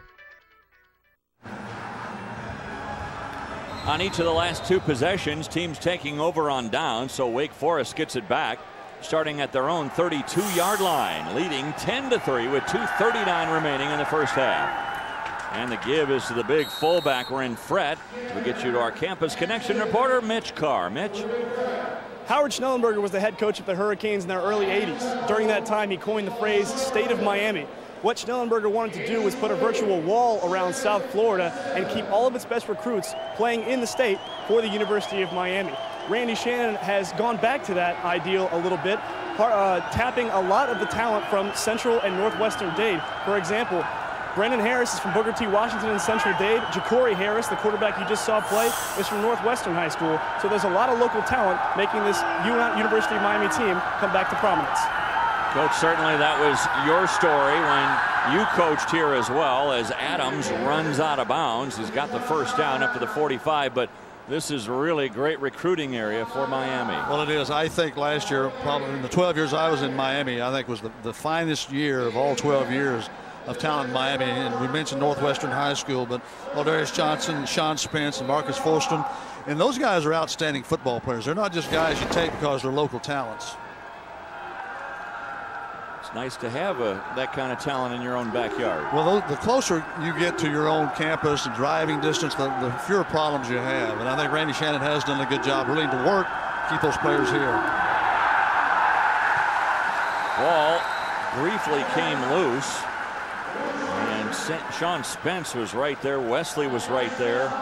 No room at all that time for Adams. He loses a few. 13 carries for Adams in this first half. 69 yards on the ground. That's the best day he's had on the ground this year. I think you can see there, you're running there probably at 2 of the best defenders that Miami has. And you see Sean Spence, he's a missile. He's a heat-seeking missile attacking. You consider last week against Maryland, Coach, Josh Adams rushed 13 times for 39 yards. A different story here today. Well, what Wake Forest has done this year has been using the short passing game to somewhat take away the running pressure and putting more pressure on Riley Skinner to execute. But against Maryland last week, they had a lot of drop footballs, which you can't have if you're going to execute with the short passing game. Another thing Jim Grobe has done, and you pointed it out early, they've won the time of possession. So that means they've kept Miami's high-powered offense off the field, and they've played to their strength, which is their defense. Well, they have. Miami's very explosive. We talked about the drives they've had. A lot of drives less than 3 minutes. And a whistle and a timeout taken here. So Wake uses their second timeout. 33 seconds remaining. You look at Wake this year, it has been an up and down season. They created all these turnovers against Florida State in beating them. And then a loss to Miami, or to Navy, I should say, when they turned it over 4 times in this game. And then back against Clemson. Again, be able to create turnovers, and Bolden scoring late for the Wake Forest win against Clemson. And then last week, this was the nadir for Wake Forest, their first shutout in a decade. And Maryland comes through with a big win, losing 26-0. As I mentioned, their first shutout since '98. The first time they've ever been shut out by an ACC opponent since 1996. So they've gone back to the drawing board and saying, look, not running the ball has really become a problem. Today they came out, they did not even throw one single pass in the first quarter. Well, I think he's trying to establish that and making a point. And I think also if you say you're going to beat Florida State, you're going to beat Clemson, you've had a great year. But obviously they've dropped some games. The one that they felt like they should have won at Maryland, and a game they should have won at Navy. So it's kind of been really an interesting year, not only for Wake Forest, but for the entire ACC. 3rd and a long 9. Bolden goes in motion. Play action. They dump it off to Adams. Adams trying to break a tackle, gets it to midfield, but he'll be 5 yards shy as Sean Spence is there to wrap him up. Boy, Spence gets on the field, off the field in a hurry, and all around the field as well. Guy they say has a real nose for the ball, Spence. Well, a timeout here, and coming up at the half, we're going to have certainly Lo Galindo, Mike Gottfried in the studio. Those guys are going to be up to talk about top 25 highlights. We've already shown you some from the Oklahoma game, from Kansas, Texas Tech. And they'll also preview big showdown tonight in Columbus as third-ranked Penn State tries to remain unbeaten, taking on Ohio State in a huge game in the Big Ten that also has national title consequences to it. And the battle of the top of the ACC Atlantic, a preview of that as well, coming up with Georgia Tech and Virginia going head-to-head in our 3:30 game today on the U. Look at Penn State and Ohio State tonight, Coach. The Buckeyes, they've won all 7 meetings in Columbus since Penn State joined the league. And Ohio State a narrow win in the series. A narrow lead, I should say, 12-11. Good punt here by Popham. No fair catch as Benjamin risked life and limb and got it at the 5. I think it was a good call. Randy Shannon called a timeout after Wake Forest did not convert. Wanted to have an opportunity to block the punt. They really had good pressure, but really a good job punting the football by Shane Popham. Been very impressed with him, and what a great job of coverage by the Wake Forest coverage team. Yeah, Popham really been outstanding. We showed that one short field goal of 24 yards, but it was partially blocked, and he still made it. Well, it was, and I'll tell you, Bosher for Miami has been great punting the football because there's no chance to have a return. The ball is kicked so far, but it's so high. The coverage team is just all over the return man. Well, Marv back in there at quarterback, but what can you do with 16 seconds remaining starting at your own 5? Probably take a knee. I think that'd be a good plan right now. They'll bring Johnson in motion. They're not going to take a knee. Run a play. I think there you kind of risk a turnover there to me. Well, the fans don't boo when you hand it to somebody or try to throw it, but if you take a knee, the fans boo. So probably a good call. But you're right. I think that's no need to risk a handoff. To take a knee and go into halftime and regroup. So they will do that as both teams head for their respective locker rooms. The first drive of this game is really the difference in the contest. Wake Forest scored on that first drive, and they lead 10-3. As we get you to Lo Galindo and Mike Gottfried in our ESPNU studios.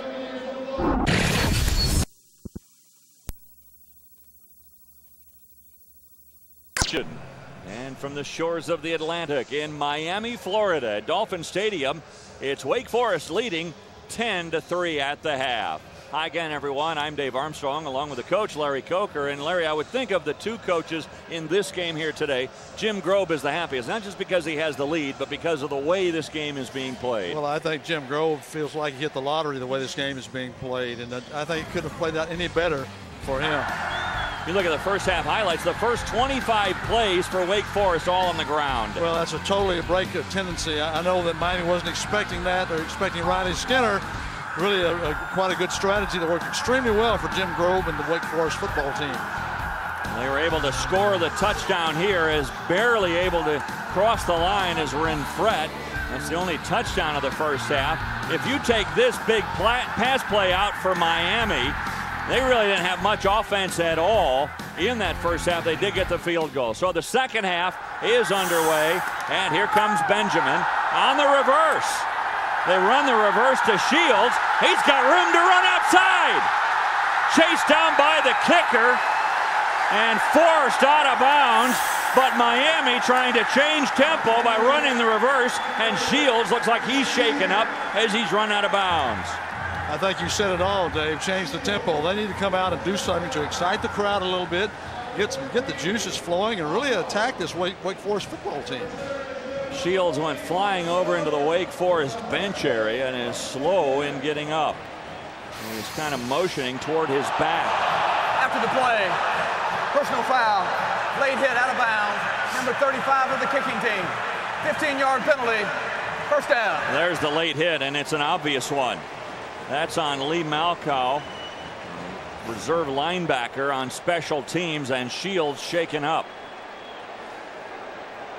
Well, it's a good start, except for the injury to Shields, of course, but a good start for the Miami football team. A good call by Joe Panunzio, special teams coach from University of Miami. Looks like Shields is okay. He's moving around pretty good. So Shields comes back. Huge return there.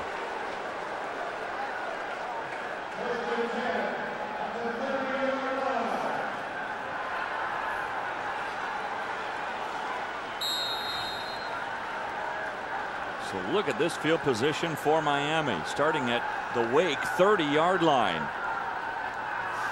And the important news, too, starting at quarterback here is Marv in the second half. He keeps it himself and goes down to the 25.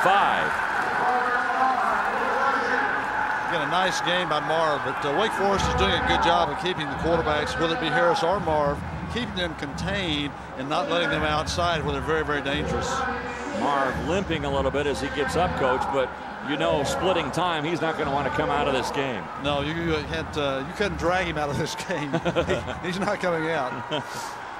Not under his own power anyway.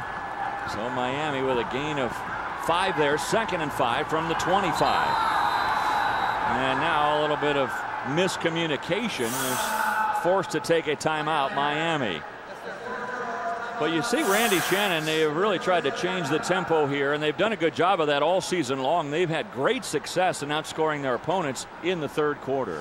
Well, they have, and I think the thing they've done a good job at halftime making adjustments, and sometimes need to encourage or chew out a little bit, but their third quarters have been outstanding. And I think Jim Grove and Wake Forest knows this also. When you look at the two quarterbacks playing for Shannon today, it's tough to make a determination of which one you go to in the second half. You see 3 for 7, 4 for 7, 1 for 61 yards, other one 41 yards. Of course, Marv's big play came on that 48-yard pass play to Benjamin. It is. It only really matters right now because Wake Forest has controlled the football game. They've controlled the clock. They've controlled their offense has made first downs and really kept Miami's big play offensive threats on the sideline. I think the biggest number offensively for Miami in the first half, 8 rushing yards, 8 for the team. That won't get it done. 2nd and 5. High snap again. And down goes Marv. Huge hit in the secondary by Aaron Curry. He came flying in from his linebacker spot. Aaron Curry is a great football player, and you can see again the high snap. Look at the snap. The high snap really throws the timing off and gives Marv no chance to really outrun and get outside Aaron Curry, which Marv can do that. He's such a good athlete. Plus no block by the running back there. None whatsoever. Well, that's pretty key. Blocking and tackling, have you ever heard of that? That's the key. No block there. That's a good point. Boy, the running back just stood there like a statue and allowed Curry to go right by him. So now you're faced with a 3rd and 14. And you might be out of field goal range. Almost intercepted. Boy, it looked like Smith had his eyes on his 4th pick of the year, and he's so upset going, how did I miss that one? Yeah, he normally makes that play, and that's, again, Alfonso Smith, good coverage there. There's really a nice break on the ball and really good protection by the Miami offensive line.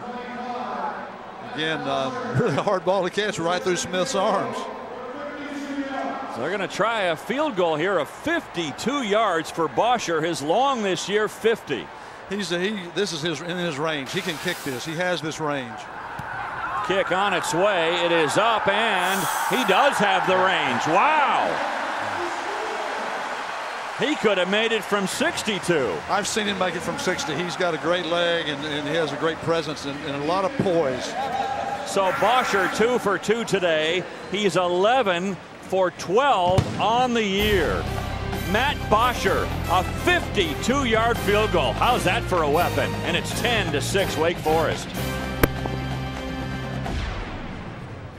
Ouch! Tired of getting nicks and cuts from blades that go ooh dull after just a few shaves? Now there's an easy way to save your money and your skin no matter what razor you use. Introducing Save-A-Blade, the ingenious razor sharpener that can give you up to 200 perfect shaves from a single blade. Just slide the razor inside, press the button, and in seconds your razor blade is like new again. It's truly like turning one razor blade into 40 brand new blades, saving you hundreds of dollars every year and giving you the perfect shave every time. The same technology used in commercial kitchens to sharpen and hone fine cutlery has now been adapted for the razor. Barbershops have always sharpened and honed their blades for the smoothest shaves, but the razor companies don't want us to know that we can too. Save-A-Blade's secret is our patented micro-honing technology that sweeps across the blade at 60 revolutions per second to sharpen and renew your blade in one simple step. It works on all razors, men's, women's, cartridges, single blades, all the way up to 5-blade razors, even disposables. Independent laboratory testing proved that after 200 shaves, a razor sharpened with Save-A-Blade was virtually identical to a brand new blade. It's like shaving with a brand new razor every time. So why put up with the nicks and cuts from dull blades or spend extra money on those replacement blades that are so expensive when you can save your money and get a better shave with Save-A-Blade? As an added bonus, you'll also receive our deluxe His and Hers 18-piece grooming kit. It includes every grooming tool you need to always look your best. A $20 value, yours free. That's right, you get the Save-A-Blade razor sharpener and our deluxe 18-piece grooming kit, a $50 value for only $19.99. But wait, call now and get our $5 rebate offer. And get all this for only $14.99. Call 1-800-689-8685 to order Save-A-Blade for $14.99 plus shipping and handling after $5 mail-in rebate. Or send check or money order to the address on your screen. That's 1-800-689-8685.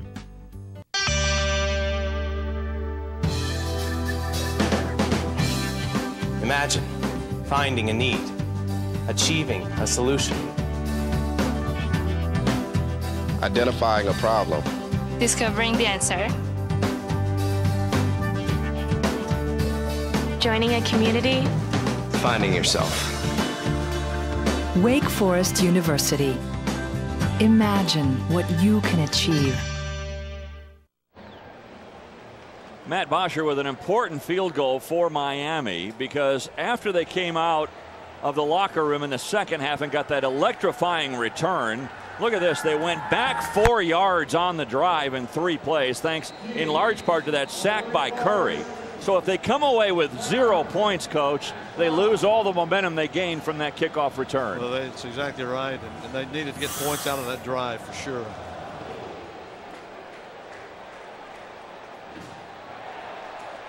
Well, trying to bring it out of the end zone is Fry. Good decision?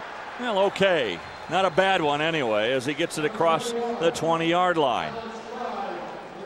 So now let's see what Wake Forest does in the second half. First half, they ran the ball, and they ran the ball, and they ran the ball. 25 straight runs to begin the game, which is totally against their tendency this year. They have been a pass-first offense. You have your computers. This defensive staff of Miami, they know exactly what the tendencies of the Demon Deacons are, and it certainly was to run the ball 25 straight times. And only 5 passes from Skinner. He hit 2 of his last 3. They go on the ground again. They give it to the fullback. We're in Fred. Look at him push the pile up to the 25 before Johnson could make the stop. You wonder, with all of the running today by Wake, are they successful, Coach, because they're doing a good job, or are they successful because they've surprised Miami a little bit? I think a little bit of both, and you're not seeing Miami's defense get gashed like they did in the first quarter. Miami's adjusted. They're playing pretty well now, and they're making Wake Forest earn and block their defense. 2nd and 7. Deep handoff here, and Josh Adams, he brings it out to the 28-yard line. Darryl Sharpton with the stop. It's really a key 3rd down for Wake Forest, and Jim Grove has got to be pleased with the first half, but I don't think he's satisfied. I know he knows how explosive and quick that this can change because of Miami's overall speed. Those numbers normally reversed this year for Wake Forest. They have averaged 218 yards through the air, the best in the ACC. And only 95 on the ground. Not today. Skinner feeling some pressure. That one batted down by Hill.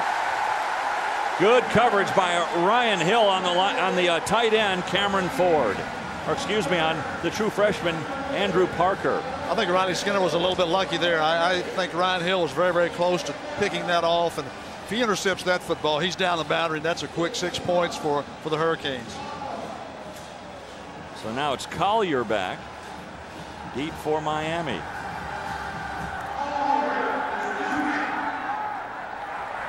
short kick this time. Fair catch. And Collier takes it at the 35-yard line. So again, good field position for the Hurricanes. Last time, though, they got the ball, they went backward 4 yards. A 37-yard punt there and no return. And again, it's Marv coming out to run the offense. I think this half has started certainly much better for Miami, and I think they're in a position to take away the momentum, and that's something they have to do to get themselves in charge of this football game. Miami only 3 first downs for the game. Now they're checking off at the line. This by design. It's not a hurry up offense, but it's let's get to the line, let's keep the Wake defense solid. The give is to James, and Javaris James gains a couple. Boy, it's been tough to run on Wake Forest today. Here's the Bergwood On Location, brought to you by Allstate. You look at this overall series between Miami and Wake Forest. It's actually a series that goes back a long way, back to 1928. Miami won that initial meeting 13-6. Miami also owns a 5-3 series lead. Tailgate now at birdwood.net. We've got Javaris James and Greg Cooper in the game at the same time now. We've got James split out. Now a timeout taken by Miami. That's the second timeout they've had to take on offense this half, and the crowd doesn't like it. Well, there's confusion there. Javaris James is a running back. He was supposed to line up as a receiver, and I think lined up on the wrong side. And those are things that really frustrate you, your offense, and it takes away your momentum. I think I saw Randy Shannon. I promise you, he was frustrated. Well, this is a new setting, Coach. When you coached the Miami Hurricanes, you always played at the Orange Bowl. We're at the Orange Bowl, had some great times and some phenomenal games at the Orange Bowl. I like to sit down sometimes just special on some of the things. It didn't look like that when I coached there. It wasn't in great shape, but not like that. It's yeah, they ripped it up. I mean, that's got to make you feel a little weird to see your old stomping grounds ripped up that way. Well, it really does. I think some of the great games that I can say that I've coached there, but more than that, some of these great players that really set this Miami tradition, games that they've played there that really set the tone for Miami football. But what a beautiful facility here. Oh, man. And you know what? They've done a nice job in making it look more like a Miami Hurricane Stadium than a Miami Dolphin Stadium. That's what I'm really impressed with. It looks like a Hurricane home stadium. That's great. Throw out to the wing. Pass caught by Bird. And he's going to be shy of the first down marker. I wonder, though, what's the student perspective of playing here at Dolphin Stadium as opposed to the Orange Bowl? With more on that, our Campus Connection reporter today, Mitch Carr. Well, Dave and Larry, the student reaction is not very good. There has never been a stadium on campus at the University of Miami, but the Orange Bowl was an easy metro ride away, relatively easy for students to get to and from. Dolphin Stadium, on the other hand, is about 15 miles north of where the Orange Bowl was. That makes about a 40-minute drive. Now, what they've decided to do is the university buses the kids up from campus all the way up to Dolphin Stadium. But there's been some hitches in that system so far, and it hasn't worked quite well as the university and the students would have liked. Alex Fry with a stop there, a design quarterback draw for Marv. What about the alumni, Mitch? I mean, the students are not so happy with it. What about the alumni? Well, the idea was to bring in more alumni from the northern counties, Palm Beach and Broward County, but I just learned yesterday that there was a certain alumni, I'm not going to name him, who had 30 seats on the 50-yard line at the Orange Bowl. When the university decided to move to Dolphin Stadium, he canceled his 30 seats. That's a lot of money to be lost right there. It certainly is, from one particular donor. Well, as a former, with a stop there on James. As a former coach, I would just like to see the fans turn out. I don't care if they played in somebody's backyard. Yeah. I'd like to see them turn out to support these players. And I think that means a lot. And again, whether it's in this stadium or whatever stadium. You're kind of caught, aren't you, if you're at Miami, because it's tough to build an on-campus stadium. You don't have the funding for that. You have a beautiful stadium here, even though maybe it's not in the closest proximity to your campus. You're almost caught between a rock and a hard place. Marv! He splits the secondary! Into the end zone, no! Hauled down by Fry! But Marv explodes down to the 2. 43 yards!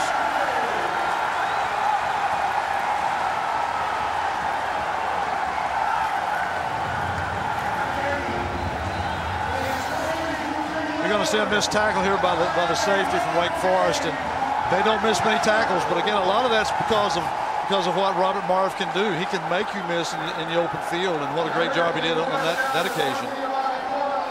So a 43-yard run for Robert Marv, and now they're in marvelous shape.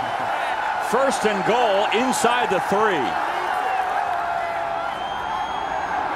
He went a long way to get the ball to James. James stopped at the 1. Boy, look for a moment there, Coach, like Marv and James were playing keep away. I'll tell you, I saw Javaris James turn up. I'm really surprised they were able to tackle him, because he really ran a wide path, and I think a little bit too wide. But really nice job here, nice block by the fullback. It really cuts up, but again, good tackling by the Wake Forest defense to keep him out of the end zone. Second and goal from inside the 1.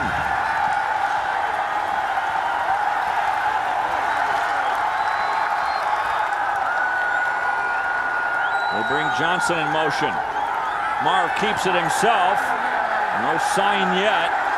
They're trying to move that pile, and he's in for the touchdown.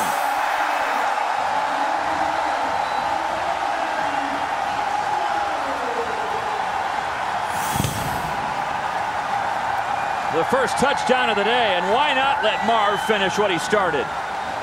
He set it up with a 43-yard run and goes in from the 1.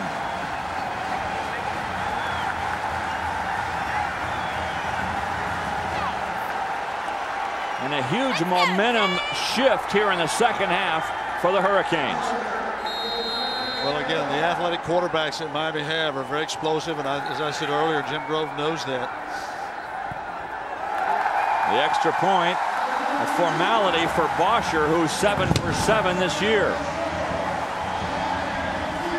Well, Marv set it up with a long run, and then the quarterback sneak from 1 yard out, in Miami with their first lead of the contest. When you're a rock star, you get to party hard. Champagne and caviar, tricked out exotic cars. It's just how I thought it'd be, except the party's not for me, cause some punk opened a credit card with my ID. Free what? Free credit report.com. That's the site I'm gonna hit when I go home. They know how credit works. They send email alerts. Now I'm finding out how bad reality hurts. Offer applies with enrollment in Triple Advantage. It's time someone gave homeowners the tools to do more with less. It's time guaranteed low prices got even lower. At the Home Depot, we've lowered prices on over 1,000 items throughout the store. From tools to ceiling fans, light bulbs to Behr and Glidden paint, everyday items to special projects and more. Some of our biggest reductions ever to help protect your biggest investment. At the Home Depot, you can do it, we can help. Get big arms, a ripped chest, and cut abs with the Perfect Push-Up. Now with free shipping. The Perfect Push-Up works with the natural rotation of your arms and shoulders to maximize results and minimize stress on your body. With the Perfect Push-Up, your hands, arms, and shoulders rotate 90 degrees, just like in a punch. All the energy of the push-up is captured and transmitted right where you want it, to the muscles. There's no wasted effort, just muscle-building movement.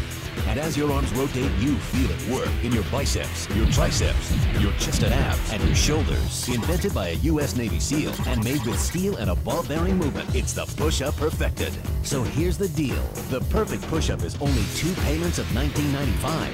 When you order, you'll receive 2 Perfect Push-Up rotational handles, and you'll also receive the Navy SEAL-inspired Perfect Push-Up workout chart. Call right now and you get free shipping. Get big fast. Call now for the Perfect Push-Up.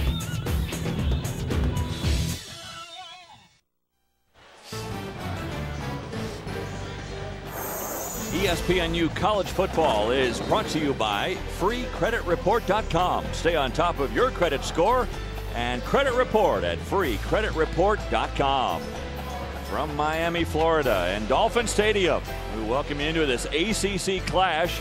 ESPNU College Football presented by Allstate. Miami now leading at 13-10. Marv did most of that work himself, the big 43-yard run, and then he takes it in from the 1, a 7-play drive, the first touchdown of the day for the Hurricanes. Well, again, I'm glad Marv was glad to see that, because he had threw some interceptions last week against Duke, and really want to get back on track, and certainly got on track on that drive.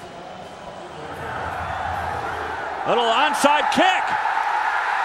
The ball loose. It looks like Wake Forest might have fallen on it. They really had the Demon Deacons caught by surprise, but I think Belton got it. It looks like Rich Belton fell on it for Wake Forest. What a great call by Joe Panunzio. It didn't work, but it should have. It was right there to work, but it just didn't happen. But what a great call. I think Bosher's right there to get the football. And a perfect kick. There's the 10 yards. Oh, so close. So close. Well, he was right there, and certainly Wake, they were backpedaling. And let me credit where credit is due. That's Lee Malkow, another number 35. They have two number 35s for Wake Forest. But it was Malkow. He was the one to fall on the ball for the Demon Deacons. Wake Forest did not expect it. I did not expect it. Nobody in this crowd expected it, and that's the time to call it. Pendergrass runs into a wall, got a yard, and that's it. He ran into Romeo Davis.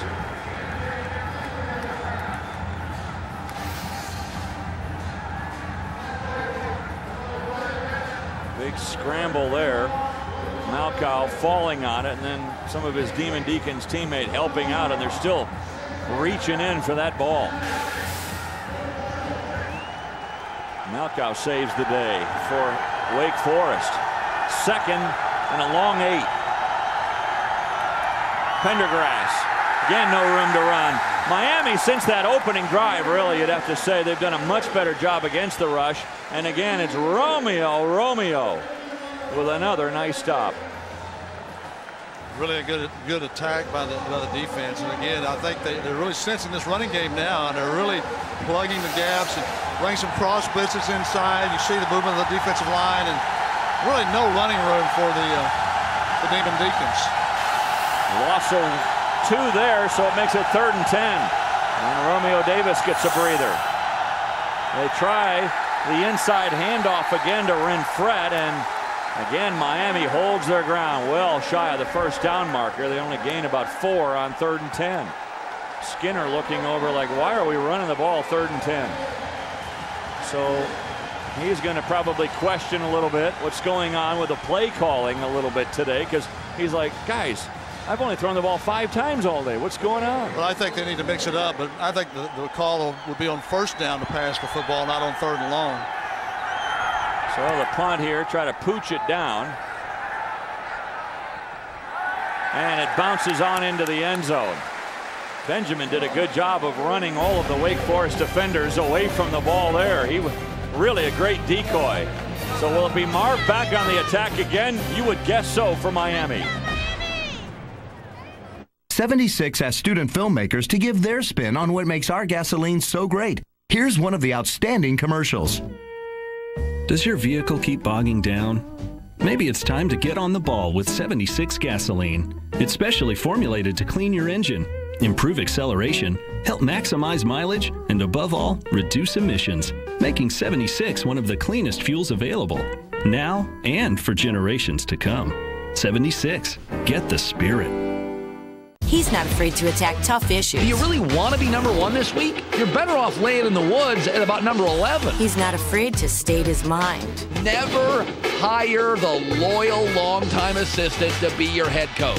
He's not afraid to question anyone on any topic. I think South Bend, Indiana is the Bermuda Triangle of college football, where allegedly great recruits disappear without a trace. He's time well spent. The Herd with Colin Cowherd, weekdays at 10 a.m. Eastern on ESPNU.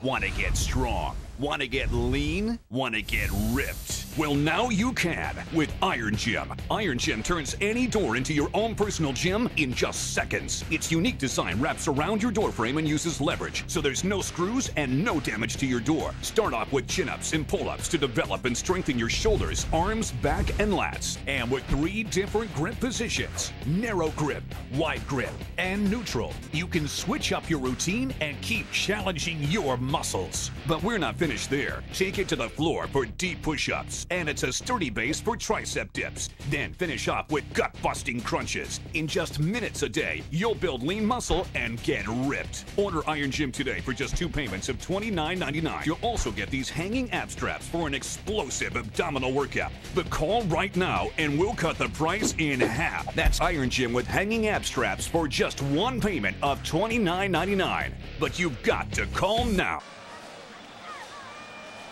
Lots more to cheer about now if you're a Miami Hurricane fan as they lead at 13-10. We've seen Ja'Cory Harris today, but right now he is watching Robert Marve, who is all of a sudden 4 for 9 for 65 yards plus 49 rushing yards and that rushing TD. Marve brings out the Hurricanes 1st and 10 from their own 20. On the end around, Benjamin, he goes back the other way. That's why they call him a playmaker. There was nothing to the right side. He came around back to the left. I call that making something out of nothing. Nothing there, going to be a big negative play. And makes a positive gain out, makes a first down out of it. And a good call by Patrick Nix, the offensive coordinator. Again, it's always a good call when you get it in his hands, get it in the playmaker's hands. They'll make you look good as an offensive coordinator. Marv did a pretty good job out there too, Coach, and getting at least a body on somebody. Marv's a pretty big physical guy. 6'1", 210, Robert Marve, a redshirt freshman, involved in a car accident, couldn't play as a true freshman last year. And the give here is to Cooper. And you hear the crowd coo as he gets a couple. Well, what a great tackle by Chip Vaughn, the safety, coming up. And again, very sure tacklers. These Wake Forest Demon Deacons on defense. They need some help from their offense if they're going to win this football game.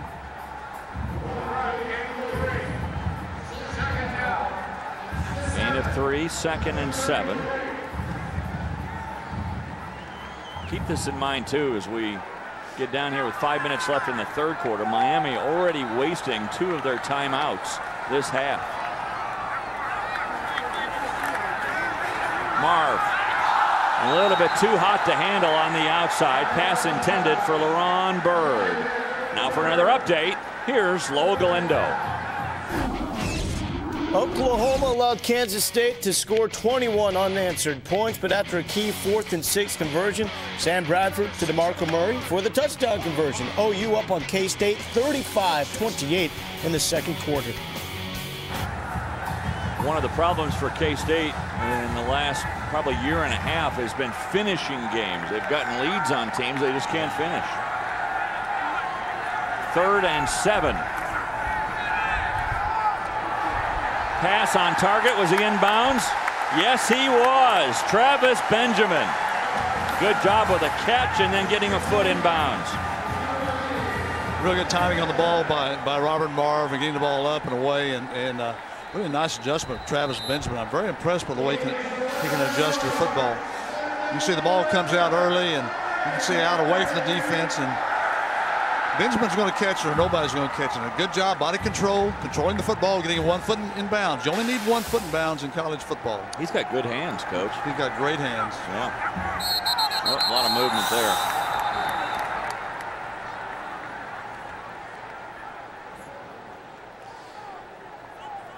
Wake and our referee, Brad Allen.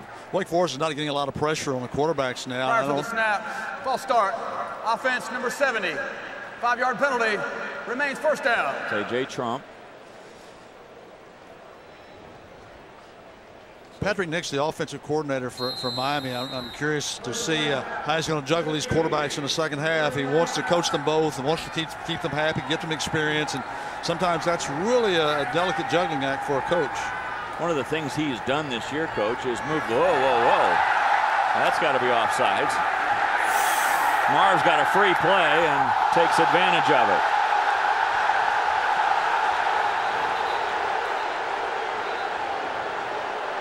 Crowd not happy with Vaughn as he came up and pretty good look on Byrd. Well, as I said previously, the Wake Forest defense is not getting pressure. Outside on the defense, number 59. 5-yard penalty from the previous spot. Remains first down.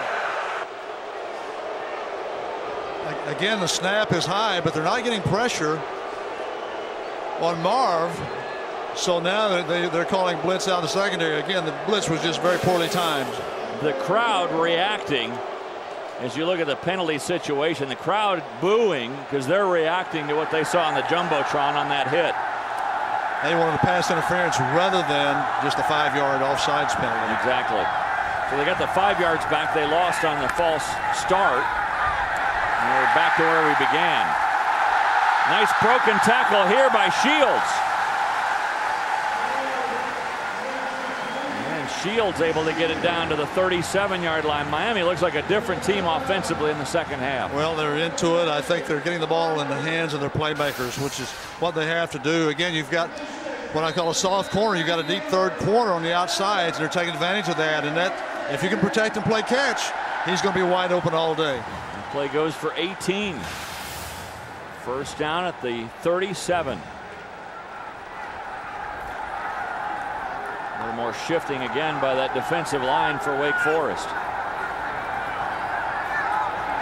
Pass again on target by Marv. He's able to get it to his tight end, Dedrick Epps. And Epps hit after a gain of 5 or 6.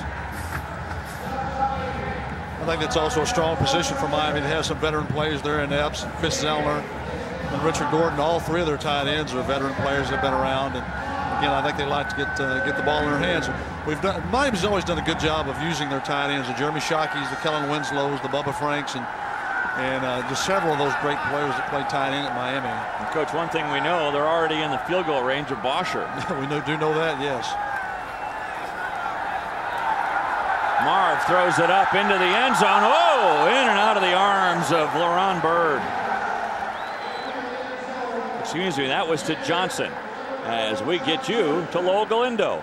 As North Carolina is trying to help out Wake by knocking off Boston College, Kendrick Burney, his second interception of the game. This return will make Eric Berry even jealous. Burney slipping a tackle, getting it inside the 3-yard line, set up a touchdown. North Carolina leading 31-17. Trying to stop that 4-game win streak for Boston College.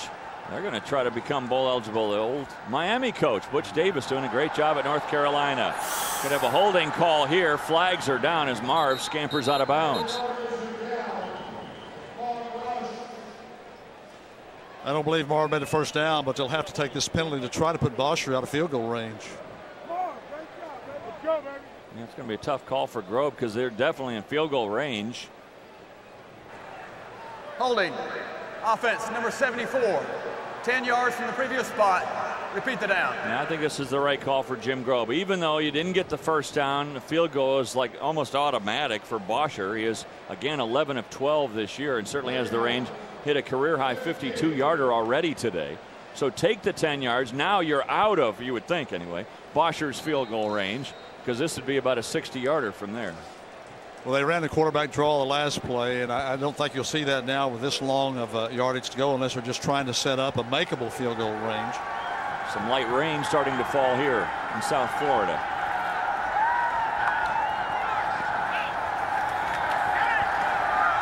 Pass caught. Broken tackle by Byrd. And he doesn't have the first down. Close to it. Chip Vaughn able to stop Byrd right before he got to that yard marker. But back in field goal range. Or go for it on 4th and short. Again, nice protection, good passing, nice catch. But what a great play by Byrd to be able to break those tackles. Those wide receivers from Miami are young, but they're playing very physical football. Well, if you go for it here, it's a 4th and 1 situation. There is a player down for Wake Forest on the far side. I can't pick up a number yet. It could be Aaron Curry, and you hope that's not anything serious. This is a kid who gave up a chance to go into the NFL to come back for his 5th and final year at Wake Forest. And he is definitely an NFL guy, and the line, I know all scouts really love this kid, and he's going to be a 1st, 2nd rounder. The thing Aaron Curry can do, he's an outstanding tackler, but more than that, he can play in space. He can cover a player that's split out and in space, and not a lot of linebackers can do that. Looks like he got what they call a stinger on that shoulder. Looks like he got caught with his head down when he hit the receiver and really in a bad situation. And it's something, Coach, that just makes your arm go numb for a while. Yes. Makes you think your arm's falling off. Yep. Going to go for it here on 4th down. Interesting call. I think this is the right call. This would make it a 2-score game if they can score a touchdown on this drive. Rain starting to fall heavier now. They give it to Cooper, and I don't know. Wake Forest saying they've stopped him cold. I believe he's going to be a little bit short here. How about that? Can't get the 1 yard necessary. Gave up, not a sure field goal, but the way Bosher kicks is much of a sure thing as anything. Again, this is a stretch wide play, trying to give a cutback, and a little surprise here might have been that Javaris James might be a little bigger, stronger runner, but Cooper is stronger than you think and a very physical inside runner. He's been just terrific in carrying the football in short yardage situations. So they don't convert on 4th down. That's 0 for 2 today. Miami on 4th down. They turn it over on downs. Wake Forest, they have done nothing offensively this half. 2 3-and-outs. They give the ball to Adams. And again, no room to run. Romeo Davis came up from that linebacker spot again. Romeo Davis, another one of those Northwestern high school graduates here in Miami, and really a nice tackle there. I think you're going to have to see Wake Forest throw the football. They don't need to panic. They can still be patient, but they're going to have to let Riley Skinner do some things with the football, what he's done all year long, to give them a chance to win. The good news for Wake Forest, it's not going against the grain for them to throw the ball. No, not at all. Not at all. And that's their modus operandi. They love to throw the ball, just not today. I'm going to stay on the ground. Davis got a hole. There he goes. Adams, I should say, as he is run out of bounds. Adams at the 45-yard line. Big pickup there to give Wake Forest some breathing room and new life. Their first down of this half. Well, I keep looking for Jim Grove to open it up and for Riley Skinner to be outside the pocket and run. But I tell you, they're staying patient, staying with their plan, and great job blocking by the front, running past Romeo Davis, and really finally brought down by I believe Sean Spence, the linebacker. And the inside handoff of the fullback Ren Fret, close to midfield, and Pyle emerges at the 48.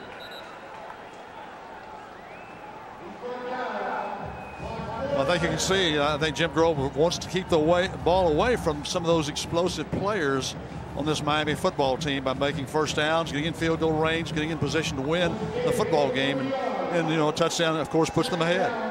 I would be concerned with Coach Grove if it comes down to kicking field goals, because I think Bosher certainly has the edge there. No Bosher being Miami's kicker. Should be the last play of this third quarter. Ball comes loose. The flag is down. This is not a pass. Ajomo was the one that got there, and now a scramble for the ball. Well, the umpire is right down in there, and Miami has recovered. Randy Shannon's team with a big turnover here. There was holding by the left tackle of the offense. That penalty is declined. The ruling on the field is a fumble and a recovery by Miami. First down. That is the end. And that is the end of the third quarter. Let's look at it again before we go to break. There's the hold. I think the thing you see, I'm really surprised that the play fake's not better for Wake Forest, because they've run the ball so well, but Miami wasn't fooled. They put great pressure, forcing a turnover. So Skinner trying to pull it back in, maybe a wet ball with the rain falling. He loses the handle, and Miami gets it on the turnover. Every pitch of MLB's postseason is on ESPN Radio. You know us, we know sports. Get ready for the Buddy movie. Knocked up my wife without the buddies. You stole it from me first. Two partners. We look good.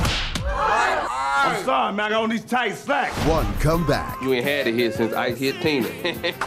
I'm gonna learn karate and kick your ass. And a whole lot of trouble. Well, I got something to show you. Oh, yeah. Samuel L. Jackson, Bernie Mac. God, dope. What's wrong with you, mama? Soul Man. Rated R. Everybody loves a beautiful garden, but not the blisters, bending, and backaches that come with it. Hi, Billy Mays here with the Awesome Auger, the world's most efficient and powerful yard tool you'll ever use. Just attach it to any size drill. Pull the trigger, plant, and grow. It's great for preparing soil for all kinds of planting. Use it to plant trees, shrubs, and bushes. It works like magic for tilling and cultivating the garden.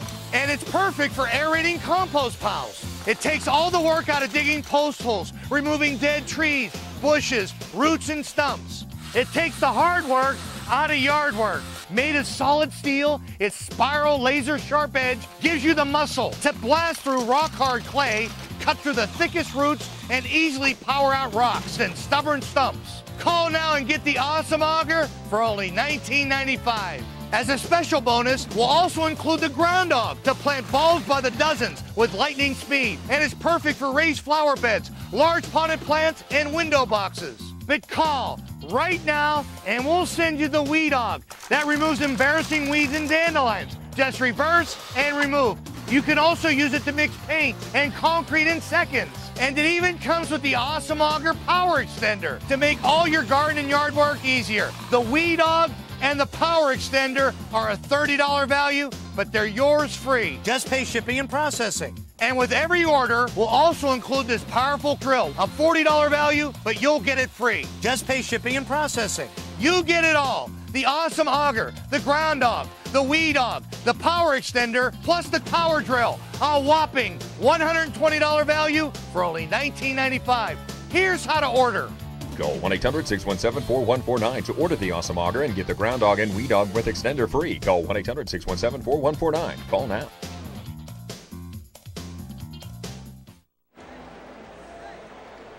Fans will tell you, the student section here, that we are ready to start the fourth quarter of play from Dolphin Stadium in Miami. Miami with the ball to start the fourth quarter after recovering the fumble by Skinner. They start at the Wake 45, and keeping the ball is Marv. And he slams into Chip Vaughn. Speaking of a guy who did a lot of slamming, standing by with our own Mitch Carr is Russell Maryland. Well, he won the Outland Trophy in 1990. He won a championship with the Hurricanes in 1989. I'm talking, of course, about Russell Maryland, a standout defensive lineman for the Miami Hurricanes.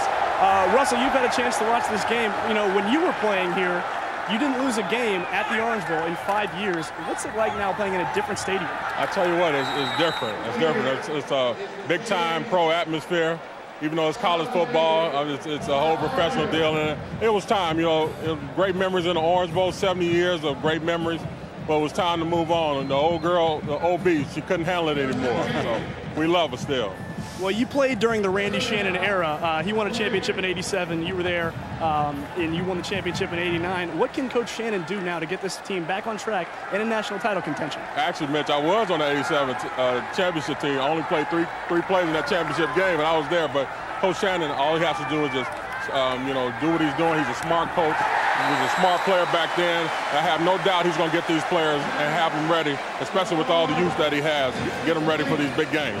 My last question, you were the Grand Marshal of the homecoming parade last night. Tell me about that experience. Oh, it was a lot of fun going back on, you know, to those old hallowed halls of UM and just being recognized as one of the old fat guys coming back home. So I loved it. University of Miami showed me a lot of love. It was a great experience, so I loved it. So Russell Maryland coming back home. Back to you guys. All right, thanks a lot.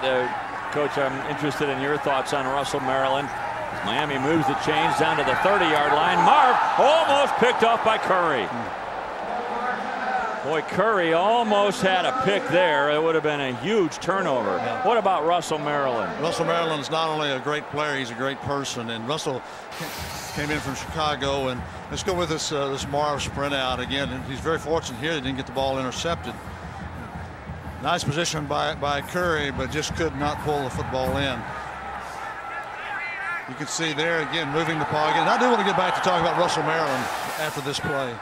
2nd and 10.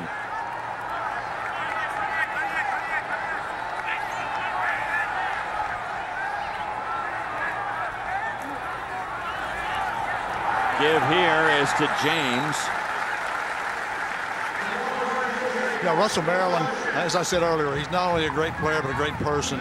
I don't believe you mentioned he was also the first player picked in the NFL draft by the Dallas Cowboys, Russell Maryland. And Russell told me this, says, when I came in from Illinois, hot, humid here, I wasn't in great condition. I went out with Michael Irvin guys and saw how they worked. I got myself in shape. Early in the morning, you young players, hey, he worked to get himself ready to play. Anybody have more rings than this guy? I don't know if very many would have more rings. He also, of course, a world championship ring, Super Bowl championship with the Cowboys. Super Bowls. He's got the 2 championship rings from here at Miami. Tremendous player. And as you mentioned, a great citizen. Marv, he has run out of bounds at the 26-yard line. He was worried yesterday he had to make the coin flip today, and I told him you got a 50-50 shot of getting it right. Well, and I think he got it right. I think he got it right. I think he was a little concerned about that NFL official that made the wrong call in one of those games. But Russell Maryland's not only that, he's a smart guy. He's not going to make a mistake like that. So we're going to set up a field goal here. This will be a 43-yard attempt. It's between the 43 and 44. Kick is on its way, and it is good. Boy, just barely inside that right crossbar. Bosher today is perfect on his field goals. Well, that ups the ante, makes it 16-10 Miami with 12:09 remaining. What would you do if I sang out of tune? Would you stand up and walk out on me? Lend me your ears and I'll sing you a song, and I'll try not to sing out of key. Oh, I get by with a little help from my friends. Yeah, I'm gonna try with a little help from my friends. Oh, I get by with a little help from my friends, with a little help from my friends. At Hampton, we love having you here. Send in the Havoc. Havoc is on the way. Introducing Havoc Heli from Air Hogs, the world's smallest remote-controlled helicopter. Cutting-edge micro-sized technology makes Havoc Heli so easy to fly. With twin rotors and 4-way precision control, you can fly Havoc in any direction with ultimate accuracy. Havoc maneuvers under, over, even through the toughest obstacles. From the tightest corners to the sharpest turns. Fly Havoc where no other heli can go. Holder of the world record for the smallest RC heli, micro-sized Havoc delivers maximum power. You can fly to heights of 100 feet with the touch of a button. And our advanced LiPo battery technology gives you 10 minutes of flight time on a single charge. That's double the flight time of other RCs. Made from the latest and flexible high-impact composite, the Air Hogs Havoc is 100% safe and the toughest micro-helicopter available. With 3 RC frequencies, you can fly up to 3 Havoc helis at the same time and race with your friends. Then take your skills to the next level and use the bonus hook attachment for top-secret rescue missions. Havoc Heli also comes with a flashing LED light for accurate nighttime flying and a special Air Hogs landing pad for precision landings. The Air Hogs Havoc Heli is the ultimate in indoor flying. Similar RC copters can cost hundreds of dollars. Now with Air Hogs, you can get the Havoc Heli, complete with lithium polymer battery for double the flight time. 4-way precision controller with built-in charger. Rescue attachment with 2 Air Hogs Elite Force figures and Air Hogs landing pad. With your order, we'll also include our Havoc CD-ROM, featuring sneak peeks of Air Hogs technologies now in development and more. You can get all this, the world's smallest and most advanced micro-helicopter, for 2 payments of $19.95. Must be 18 years or older to call. Here's how you can order. To order your Havoc Heli by Air Hogs, you can call 1-800-668-4054. That's 1-800-668-4054. The Havoc Heli by Air Hogs is 2 payments of $19.95 plus $9.99 shipping and handling. You must be 18 or older to order. You can call 1-800-668-4054. ESPNU is now in high definition. To get the great action on ESPNU in high def, contact your local cable operator or satellite provider. ESPNU HD, the big picture in college sports. And some of those students made that 15-mile trek to Dolphin Stadium in Miami to watch the Miami Hurricanes take on Wake Forest in this ACC clash. Miami trailed 10-3, but it's been all Miami in the second half. And they now lead by 6, 16-10. Short kick here from Bosher. Taken by Fry. And Fry gets it up to the 33-yard line. How about the comparison of our key players today, brought to you by Taco Bell, our impact players. One guy, DJ Bolden, who is the leading receiver in the ACC. Well, not many tosses today at all by Wake Forest, and he only has 1 catch. No, he really hasn't had many chances because they just haven't thrown the ball today. And interesting to see how they try to finish this 4th quarter out there. They don't have to score a touchdown to win this football game. Trailing now by a half dozen. Wake took the opening drive of this game and ran right down the field and scored the touchdown. But Miami, they've grabbed all the momentum here in the second half. On play action out of the backfield, it's Belton, and he's able to get it up to the 40-yard line. Well, that's what you expect from Wake Forest. High percentage passes from Riley Skinner. He's had Belton open a couple of times and really hadn't thrown the ball well. But of course, that was a perfect throw, this last pass. And you know, they don't need to panic. I'm talking about Wake Forest, but they do need to make some plays. You see, on the year, leading the ACC with almost 218 yards passing per game. But today, they've not thrown the ball much. They go back to the ground, and running hard for that first down is Belton. He's got it up to the 44-yard line. Well, there hasn't been much there, but I will tell you, their backs have been very physical running the football, even though they're kind of running into a stone wall.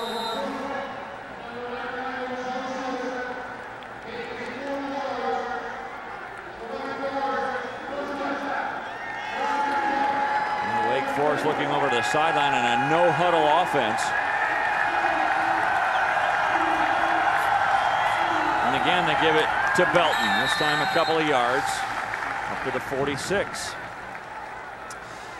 Belton will need to be in the hot tub tomorrow. I doubt if he's carried the football this much his entire life. And he'll be bruised and battered a little bit, but I'm sure he's loving it. You know, the fullbacks in the I formation normally don't carry the football very much, and Belton's had several carries today.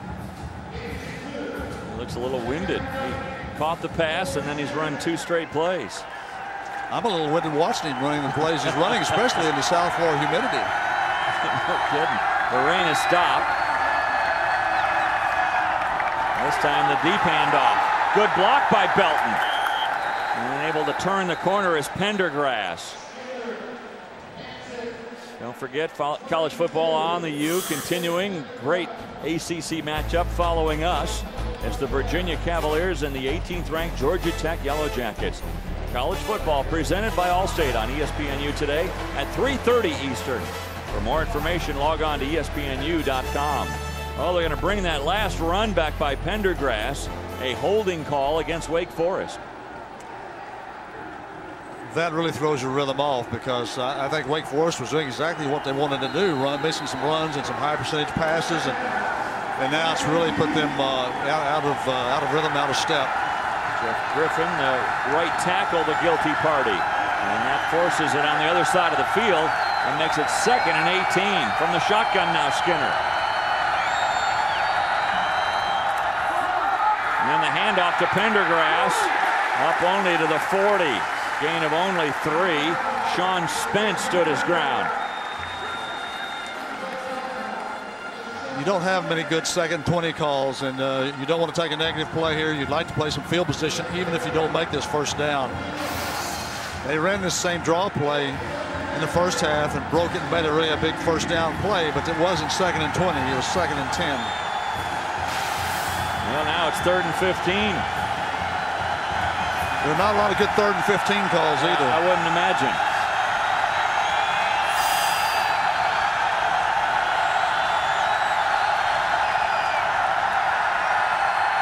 Good protection for Skinner. He's able to break a tackle there. Throwing it down the sideline, and you could have a penalty thrown in there. Yep. DeMarcus Van Dyke, a little face guarding there as he ran into the Wake receiver. Streaking down the field was Bolden. Pass interference. Defense number 8. 15-yard penalty from the previous spot. Automatic first down. That is a tough penalty. Again, that's why you can't let your quarterback outside the pocket. Here he breaks contain, gets outside, actually breaks an arm tackle, and a good job of Riley Skinner here just getting the ball up, and again, probably a good call here by the official, and that's a huge penalty against the Hurricane. Yeah, because it was 3rd and 15. Randy Shannon saying, come on, we had him right there. Well, I said there's not many good 3rd and 15 calls. That was one. Get a pass interference call. That's a great 3rd and 15 call if you're on offense. So that negates the holding call against Wake Forest. Now a fresh set of downs at the Miami 45. Handoff goes to Adams. And he's able to break a tackle at the line and gain about 4. This reminds me of kind of old-time football. The back of the old when we didn't wear face mask. Just 2 backs and a tight end and just pound the football. This isn't a bad strategy by Wake Forest. Now a little I formation. Just run the old I formation, and Adams with a big day today. You can see they break the formation. Now they're the tight end's still in the game, but they don't change personnel to give you a different structure, a different look for your defense. Adams, they just push that pile forward a few more yards down to the 38-yard line. I think if you're Coach Grove, I think you're probably telling your offensive play caller that this is 2-down territory. This is fourth. We're going to go for it on 4th down. Don't take a negative play here, but you've got 2 downs to pick up this 1st down. I don't think you're going to see a field goal attempt from here or a punt. With that in mind, is this a running play then? I think it'll be a running play.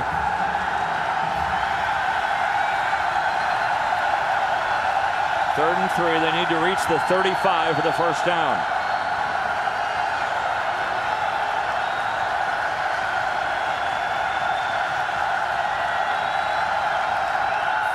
An option running play. There goes Adams. He's got the 1st down and more. And run out of bounds at the 29-yard line by Grant.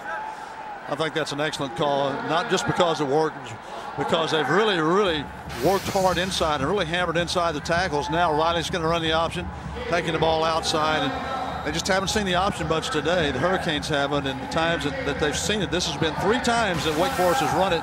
2 of those times have been very positive plays and 1st down plays.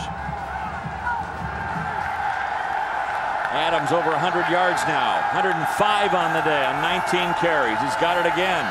Adams breaks the tackle and goes down to the 22-yard line before Spence could wrap him up.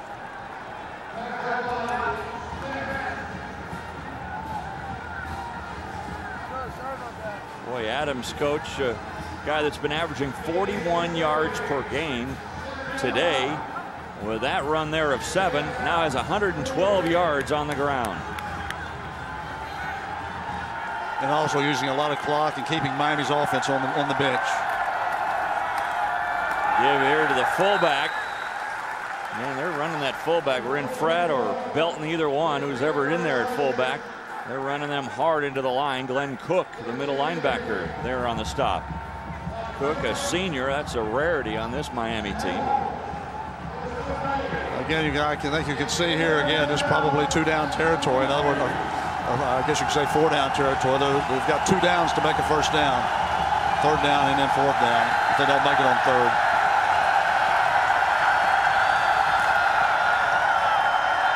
Adams not going to make it, so we'll see. That may change the call because that was a negative play, and now he's for a loss. And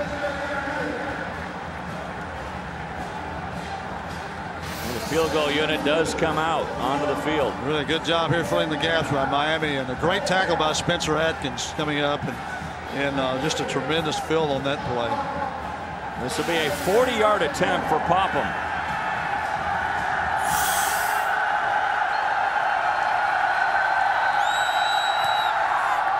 Plenty of leg.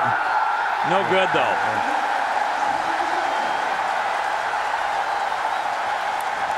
Jim Grove, what can you say? He's a redshirt freshman kicker. Sam Swank, normally reliable Swank, out for his 3rd straight game with an injury.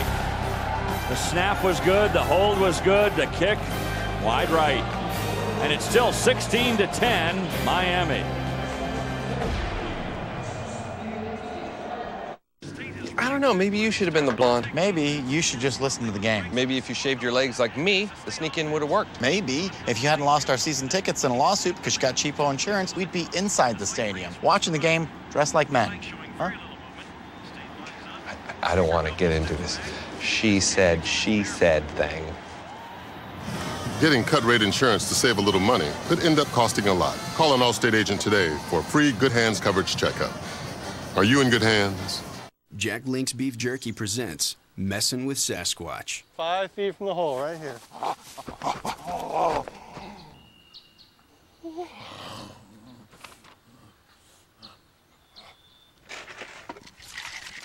Hey, big fella, want a cold one? Yeah, that's it. Come on, you can do it.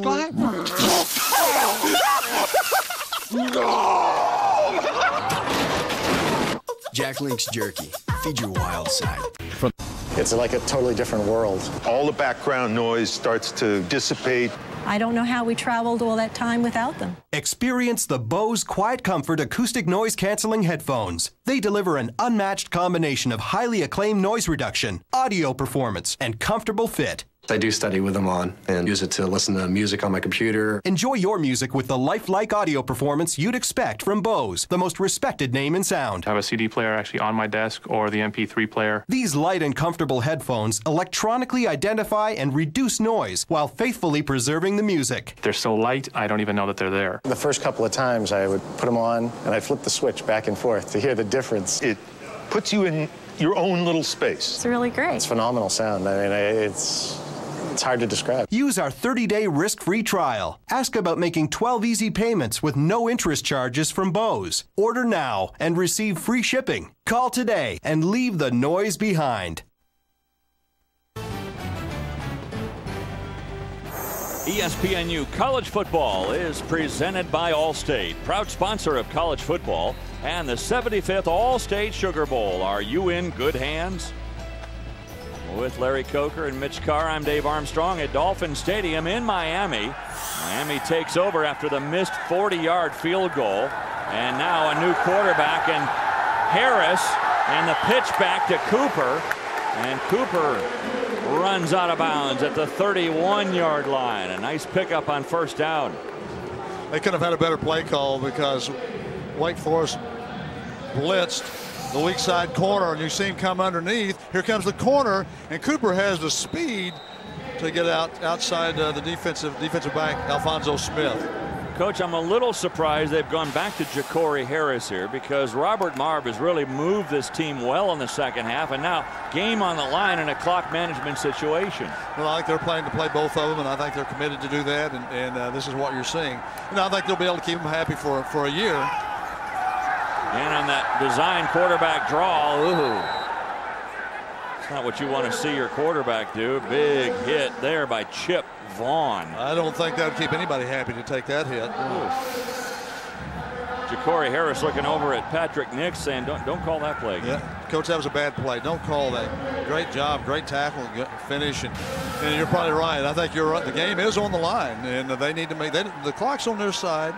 They need to make first downs. They don't have to score again, but they do have to make some first downs. So now 3rd and 2. Can you run against Wake Forest on 3rd and 2? I think you can with the quarterback draw, and plus you got Cooper in the backfield. Instead, they're going to throw it, and almost picked off. Boy, again, jumping the route, Alfonso Smith. He's really good. He is really good, and that's just a terrible series for Miami. That's not what they designed to do at all. And you can't blame Ja'Cory Harris on that. But again, it's such a tough series because you had a great first down play, and then you did not pick up the first down. Oh, I know you want to keep them both happy, but they let Harris finish the game against Duke last week, and the way Marv had been moving this team, I'm just going to question it. I'm not saying I'm right. I'm just going to question it. Off the side of the foot this time from Bosher. Some pressure coming. And this is going to be a very, very short punt here for Bosher. Only 27 yards. One of the Wake Forest players shaken up. That looks like Smith, who came in to go for the block. Smith coming off under his own power. We'll have more on the mascot with Mitch Carr when we return to Dolphin Stadium in a moment. What's so cool about ESPNU? It's what's important to me. Important to me. Important to me. Important to me. Important to me. It's college sports knowledge at my fingertips. Awesome! Take a closer look and and develop your mind and spirit at ESPNU. I love this place!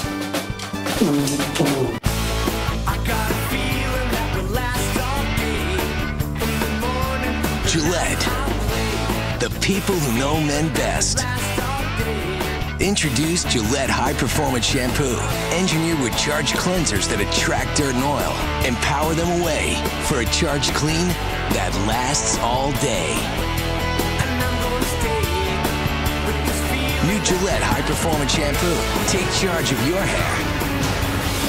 The first time I took 5 Hour Energy, I didn't feel bad afterwards. You know, usually you take energy drink and along the next 3 hours at some point, you just hit the wall. And I never hit that wall. It just was a natural energy that stuck with me for a while, 5 hours or so. One of my friends on the team, a guy I'm with a lot, he uses it and he likes it. You know, he calls me, make sure I have 2 when I come in the morning, because he always needs one. I say, well, go buy your own, but I'm kind of like the 5 Hour designated driver. 5 Hour Energy, I use it, I love it. Does bundling really save you money on your phone bill? You could be paying up to $45 a month with these guys. Get Vonage and pay just $24.99 every month. With unlimited local and long distance to anywhere in the US, Canada, and Puerto Rico. And only Vonage gives you free calls to 5 European countries. Get the home phone service that really saves you money. Sign up now and get the first month free. Call 1-877-4VONAGE or go online to Vonage.com today. Can Riley Skinner do what he did against Clemson earlier this year? Can he lead Wake Forest from behind? He has had 2 fourth-quarter comebacks this season, including that one at Clemson. Right now it's 16-10 Miami. Plenty of time, all 3 timeouts remaining for the Demon Deacons. And they start in great field position at the Miami 46. On the end around Bolden. He can't get around the end. And with more on the mascot here at Miami, here's Mitch Carr, our campus connection. Well, as you can see, I'm right here with Sebastian, the Miami mascot. And Sebastian is kind of a curiosity to a lot of people out there. He's been called everything from a duck to a goose to a stork. Well, he's none of the above. Sebastian is actually an ibis. And what the ibis is a small migratory bird native to the South Florida Everglades. Now, Sebastian became the mascot officially in the 1950s, and it's stuck ever since. So he's not a duck, he's not a goose, he's an ibis. Please respect it, he's a rowdy bird. Thank you very much, Mitch, and welcome to National Geographic, folks. We all know now what an ibis is. It's good. Well, right now, Wake Forest trying to figure out what they can do. Probably a 4-down territory again, Coach, with the time coming down. Near the 3.5-minute mark. 3rd and 8. Game on the line right here.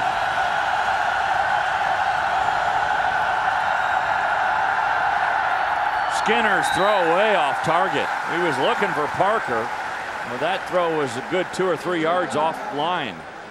And again, you wonder, did Parker maybe move the wrong way? Was that miscommunication with his freshman tight end? You watch the Wake Forest passing game, and they're the leading passing team in the ACC, but they just don't look in sync passing the football today. So much emphasis on the run today. Skinner has really been out of sync in the passing game. Last week against Maryland, he didn't have a good game, 14 of 30. They blame that on a lot of drops. Only 8 passes all day today for Wake Forest. My goodness. High punt here. Not very long either. And it takes a backward bounce to the 25. Not at all what Wake Forest was looking for there. Only a 19-yard punt. You look at those ACC standings, Coach, and if Miami comes through and hangs on to win this one, they're now 2-2, back in the thick of things in the Coastal Division. Wake Forest, a loss today would hurt their chances, but Boston College was losing today, and you wonder if they're go to 2-2, and then you've got Maryland and Florida. I mean, it's crazy in the ACC. You can't predict it this year. I tell you just can't figure it out. I think Florida State's a little bit in the driver's seat. They play Virginia Tech today, so it's going to be exciting and to see how this thing finishes up. If you're coaching one of these teams, you just have to win. Guess who's back at quarterback? Marv. And then hauled back by Matt Robinson. Well, it's starting to rain a little bit now. Wake's got all their timeouts left, and they need to hold Miami here for 3 downs and take control of this football. Wake's going to use one of their timeouts right here to stop the clock with 3:08 remaining. And Jim Grove knows his team needs a 3-and-out right now. They need a 3-and-out, and they've got to have somehow get a big play on offense. Again, to me, the passing game for Wake Forest it looked a little bit out of sync today. We've talked a lot about the game coming up next on ESPNU, which is Georgia Tech and Virginia. That's at 3:30 Eastern time. Well, tonight we deliver 2 more college football games for you. First at 7 Eastern. It's the Middle Tennessee Blue Raiders taking on the Mississippi State Bulldogs. Then at 10:30, it's Alabama A&M taking on Alabama State. College football primetime presented by Citi on ESPNU tonight. For more information, log on to ESPNU.com. When you look at the comparisons between these 2 quarterbacks here today, Marv has had certainly a lot more playing time today and had that big touchdown here this game, this half. That's a catch and a fumble. Well, if it is, it's out of bounds.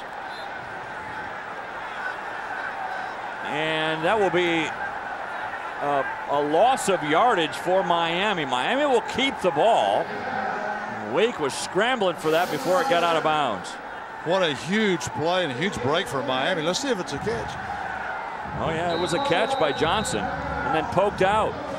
Well, they're so lucky because it was almost what we call a scoop and score, where you scoop it up and he's going to walk in the end zone. Now the good news for Wake, that stopped the clock, and now they're going to do a review on the play to see if it was a catch or not. I think this should be reviewed. Every play is reviewed, but this might be one that Randy Shannon want to review because that's a huge play. It's 3rd down now and very, very long if this play stands. Again, it's a rule to catch on the field. I think it's a catch. I think he made a football move after the catch, and then it was poked out by Smith. Well, if it's not a catch, I don't think that it's irrefutable evidence from this angle to say it's not a catch. I don't know, though, boy, on that. Now, from that angle there, it looked like Johnson really never had control. Well, that's what they're going to look at in the replay booth. You know, that last angle we just showed, it looked like Johnson really never had the handle on that ball. It was bobbling the entire time and then poked out by Smith. I like the call Patrick Nix made because Miami needs to make a 1st down here. As an offensive play caller, offensive coordinator, you don't like to put the game in the hands of your defense. You like to take control of the game, make 1st downs, run the clock out. You don't need to score, but go win the football game. Win the surest way. I've changed my own mind. Originally, I thought it was a catch and then poked out, but I think looking at it from that angle there, I don't think it was ever a catch. Well, they have great replay equipment here in the ACC, and they're going to get a good look at it. And you're right. I think from that angle, it does look like it was bobbled and really never controlled. Also, clock will become a factor too. If that's an incomplete pass, that clock stops at that moment. You might put a few more seconds up on the clock. And Wake may use a timeout if it's an incompletion, or excuse me, if it is a catch, because they still have two timeouts left. So it's almost like if it's ruled incomplete, it's okay for Wake, because then you'd have a situation where the clock stops. You don't have to use a timeout. Well, but if you're Miami, you want it to be incomplete because now it's 3rd and a little more makeable than where it is right now. Exactly, and the rain's starting to fall, and you're back in your own end zone almost. After review, the receiver never possessed the ball. Therefore, it is an incomplete pass. Yeah, I think it's the right call. It will be 3rd down and 10 from the 25-yard line. With the game clock, please be set to 3:05. Let me also give a pat on the back to our camera crew here for getting a good look at that and letting us see that that really wasn't a catch. Well, this does stop the clock, and they actually did put time back on the clock also. Yeah. Now it's 3:05, and I don't think time's a factor here. I think the key is that Wake Forest has got to hold this Miami offense and not let them have the 1st down. You know, I think honestly, Coach, this is a better deal for Wake that was incomplete, because you got 15 more seconds on the clock. You don't have to use a timeout, and it's still 3rd and long. It's 3rd and 10. They just have to stop them here, and if they run the football, they've got to use a timeout. Talking about Wake. Thrown downfield and caught. Big play for Miami. Collier comes up with a huge catch for the Hurricanes. 25 yards, move the chains. And what a great throw. Again, a good call here by Patrick Nixon. Moved him out of the pocket, and he gets outside, contain, and what a great throw. Going to the left. That is a hard throw. What a perfect throw. Right on the money. All the way to midfield. More importantly for Miami, they're able to eat some more clock. And the clock is running. Play clock down to 2. Perfect timing for Marv in this offense. They get it to Cooper. Stopped by Arnu. And a timeout taken by Wake Forest. They have 1 timeout remaining. What a huge play by Marv to Collier, coach. That could have been the game saver for Miami. Well, used to an old Monday Night Football, Dandy Don Meredith would sing "Turn Out the Lights, the Party's Over," an old song. I don't know if Randy Shannon would sing that, but it's really, it might be warming up. Yeah. Randy's not a fat guy, but Jim Grove saying, "Wait, hold the music here. You know, we got 2:23 remaining." You look at Wake against the state of Florida, not a good record overall. I think a lot of times, though, when you look at the long history of Wake Forest versus a lot of teams or states or whatever, you almost have to throw that out. I think you have to go like pre-Grove and then since Grove. Well, if you come and play in the state of Florida, if you play Florida State or Miami or the University of Florida, your record's probably not going to be very good. Nobody's record's very good playing those people. That's exactly right. There are 26 Wake Forest players that are here at homecoming to play for Wake Forest that are in this game. Coming up was Vaughn, but Collier was there. Boy, good sure hands in the rain. That call really surprised me. I thought they'd use the clock there, and they're going to make first downs because, again, Wake Forest is running out of timeouts. This one's close enough to measure, it looks like.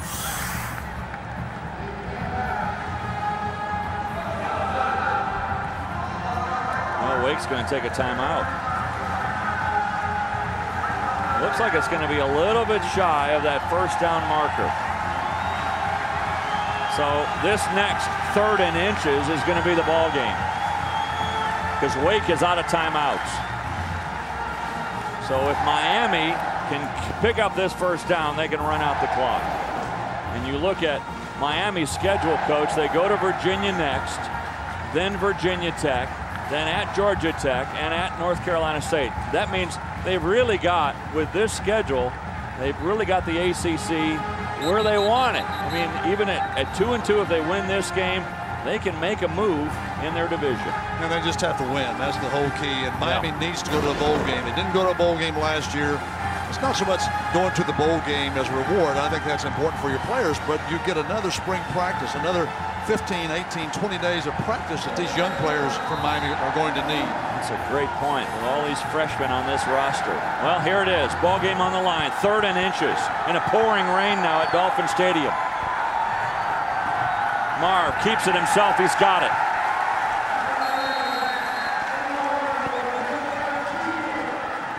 Robert Marv really took this team in the second half and carried them to this win.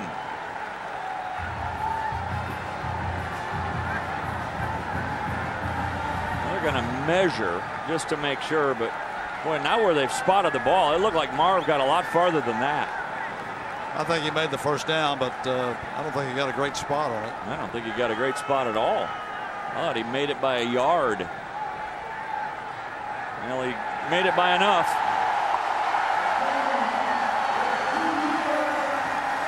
So now the only thing left for Randy Shannon's team and for this student section is to count down the last 2:12 and in a pouring rain hang on to the ball. Well, no timeouts for Wake Forest, and again, I'd be surprised if you see any more passing out of Robert Marv. I would be shocked if we saw that. Well, who's your starting quarterback? Oh, man. I mean, because Harris had a great week last week against Duke. Marv had a great second half here against Wake Forest. I think the quarterback, not controversy, but the quarterback dilemma continues here at Miami. I think the dilemma will be fine for this year. I think what you're going to find after this year, things are going to have to be decided because I don't know that you're going to keep both players happy at that position. When I coach the running backs, running backs would tell me, Coach, I'm not happy. I want more playing time. I said, hey, you got to make me happy. Well, the quarterbacks, Good point. I don't think you can tell them that because, Coach, if I'm not happy, I'm going someplace else. Yeah. And both of these, again, they are both starting quarterbacks, either here or wherever. I mean, you're looking at Mr. Florida back-to-back, these two guys.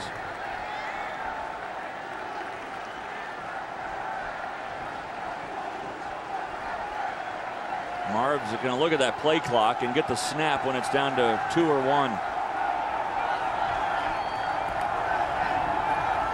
Run it into the line with Cooper. 2 hands on the ball. Robert Marv did a good job through the air and on the ground today.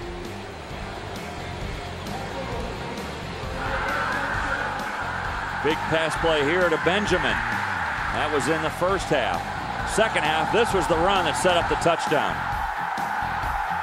Huge run down to the 2, and then he took it in himself for the score. Well, really, Wake Forest only gave up 2 big plays. And again, that's 2 more than they want to give up. And one was the big pass to Benjamin, and of course the run by Marv.